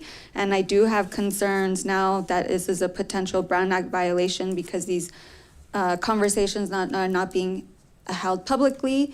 And when we hear about policies, they're pretty much baked. And for example, today I brought up the report by the Berkeley Center on DFR, and nobody made any acknowledgement to the concerns that were raised or the questions that I had about a pilot. And so if that's not addressed here in the public, then I think that those ad hocs need to be public so that so we have a chance to engage earlier on in the process and how this policy and these conversations are developing. Thank you. Thank you. We have additional public comments from Humaira. Humaira, you have 3 minutes. And this will be my last 3 minutes, I promise, for tonight.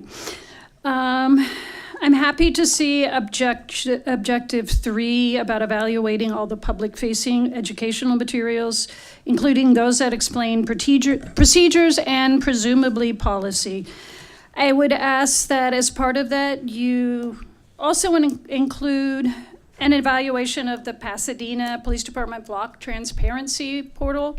It's anything but transparent. I just encourage you to go look at it. If you can find it on the website, which is another point I'll come back to. But that transparency portal is awful. This column where it's supposed to list the reason that a search was done, the reason is typically something like investigation or the case number, which tells any user of the policy of the portal who's trying to learn more absolutely nothing. It's extremely frustrating, so I encourage you to evaluate that and see how that can be made useful for people who go to it. As I noted earlier, I would also like to make sure that you include updating the ALPR policy, which is really, really out of date, and I dug through my bag and I actually have, I'll share with you, this was sent to another committee, details on the many ways in which it is outdated. Maybe I'll leave it here for someone for the police department to pick up if they choose. Also, I'd really encourage you to see if you can get a makeover with the ID department about the police department section of the city website. There's a lot of information on there, but it's honestly really difficult to find. And if you have people who are actually looking for information about the department, the menus under which things are housed are often not intuitive. So you're going to have a lot of people trying to find information, getting frustrated, not finding the information.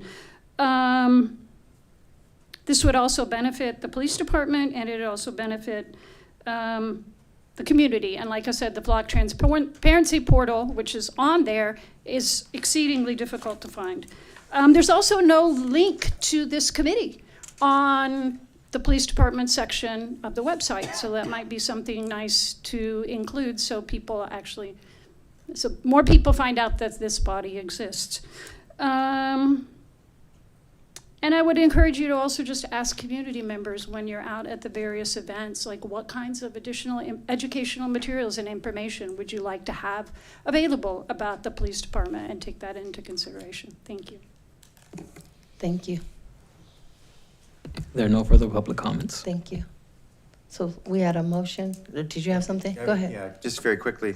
We had, if memory serves, we had kept the number of objectives limited so that we could spin up Right. short-term ad hocs. And if the chair agrees, it might be useful to have a short-term ad hoc for the mobile audio-visual units, which the Pasadena Police are planning on purchasing with upgraded capabilities so that we can make sure that those upgraded capabilities fit with community priorities. I agree. And I think the new chair should handle that. She could add, well. I'll help you, though.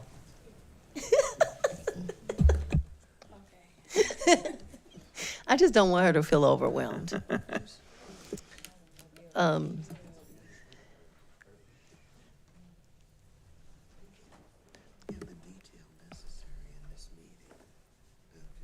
No, we're just chartering the ad hoc. Yeah, that one, Commissioner Lurvy, that one could be addressed in the next fiscal year by the new chair. It's as we've done other ad hocs for specific technology, they're limited duration. We didn't change the objectives. It's not an action item. Yeah, it so wouldn't this one will change. be one of those ones that, like we did those last few, that'll pop up and. I don't know what the purchase deadline is for the Pasadena PD, so we try with the spun-up ad hocs to stay ahead of the purchase deadline, whatever that may be. I don't know if the police department, I've got a few folks here, I don't know if they have any information. IP Magula, do you have a date or? I believe it's currently under RFP, but the police department would know better. Good evening, everyone. It would be civilian police commander. Thank you. You know you're tall, man. I know. This is how I have to address I know, every time I'm up here. At least move it up. There you go. You can hear you now. Thank you. Sean. It's Police Commander Peterson that runs all that. So she's not here this evening. She wasn't expecting it, so she's out of town. So we didn't have her here, but we can get you that information and let you know when that date is. I mean, we can do approval first, and then there's a motion to just charter an ad hoc so we could get it in process. Right, just to clarify it though, the ad hocs that are for short-term duration, they're not an action item by the commission. That's appointed by the chair. So what's before you on this item is different. This is the work plan, and this is something that's approved by the commission. So that's why I'm saying procedurally, it's not part of the motion. Okay. Yeah. So this'll be those key objectives, and anything else like the recommendations that Yadi made and Humera made. Those will be things that the chair and vice chair can consider and pop up ad hocs as necessary. That's that space to do that. So we had a motion from Commissioner Verrett. I'll second it. Commissioner Argento? I'm sorry, I don't understand what the motion is. The motion is, I understand, is to approve item number 10, correct? Correct. To the work plan? It's for the work item. plan. Okay, we're back. Yeah, Yeah, it's Yes. item- the adoption of our work plan for the new fiscal year. It's okay, it's okay. The public comments came. Commissioner Argento? Yes. Commissioner Bajakian? Yes. Commissioner Ibanez? Yes. Commissioner Lurvy? Yes. Commissioner Patillo? Yes. Commissioner Rashid? Yes. Commissioner Smith? Yes. Commissioner Verrett? Yes. Chair Jones? Yes. Motion passes. Thank you. All right, and then agenda item 12. I don't know how much further discussion we need to have about the updates from the last fiscal year.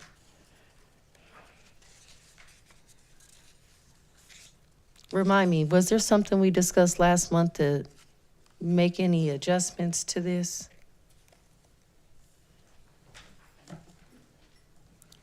I don't recall anything additional. I mean, we do procedurally need to approve it. That's- Right. or- I just but wanted that to would make be sure a- there wasn't anything else that we actually Not needed that to further I'm turning discuss. also to IPA Magula now. Nothing. The only outstanding item was considered earlier in the meeting regarding the ad hoc committee for mental health.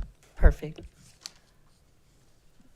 Then I'll make a motion to update the agenda item 12 is the discussion of the work plan updates and approval. And Honorable, you were looking over there. I was just going to say public comments. Yes, that's where I was going. There are no public comments. Okay, well then I'll make that motion to adopt this. I will go ahead and second that. Thank you, Teddy. Commissioner Argento, Yes. Commissioner Bajakian, Yes. Commissioner Ibanez, Yes. Commissioner Lurvy, Yes. Commissioner Patillo, Yes. Commissioner Rashid, Yes. Commissioner Smith, Yes. Commissioner Verret, Yes. Chair Jones. Yes, Motion passes. wonderful. Thank you all. Close enough to 9. She's like, I actually was going to give you a standing ovation. aw. Because we are leaving, but I just wanted to thank you. Yeah. I couldn't do this without all of y'all, and I'm super grateful for each and every one of you. With that, thank you so much for your time this evening. Our meeting is adjourned, and happy belated birthday to Commissioner Patillo. Oh, Chair Patillo. So when was your Happy birthday? belated birthday.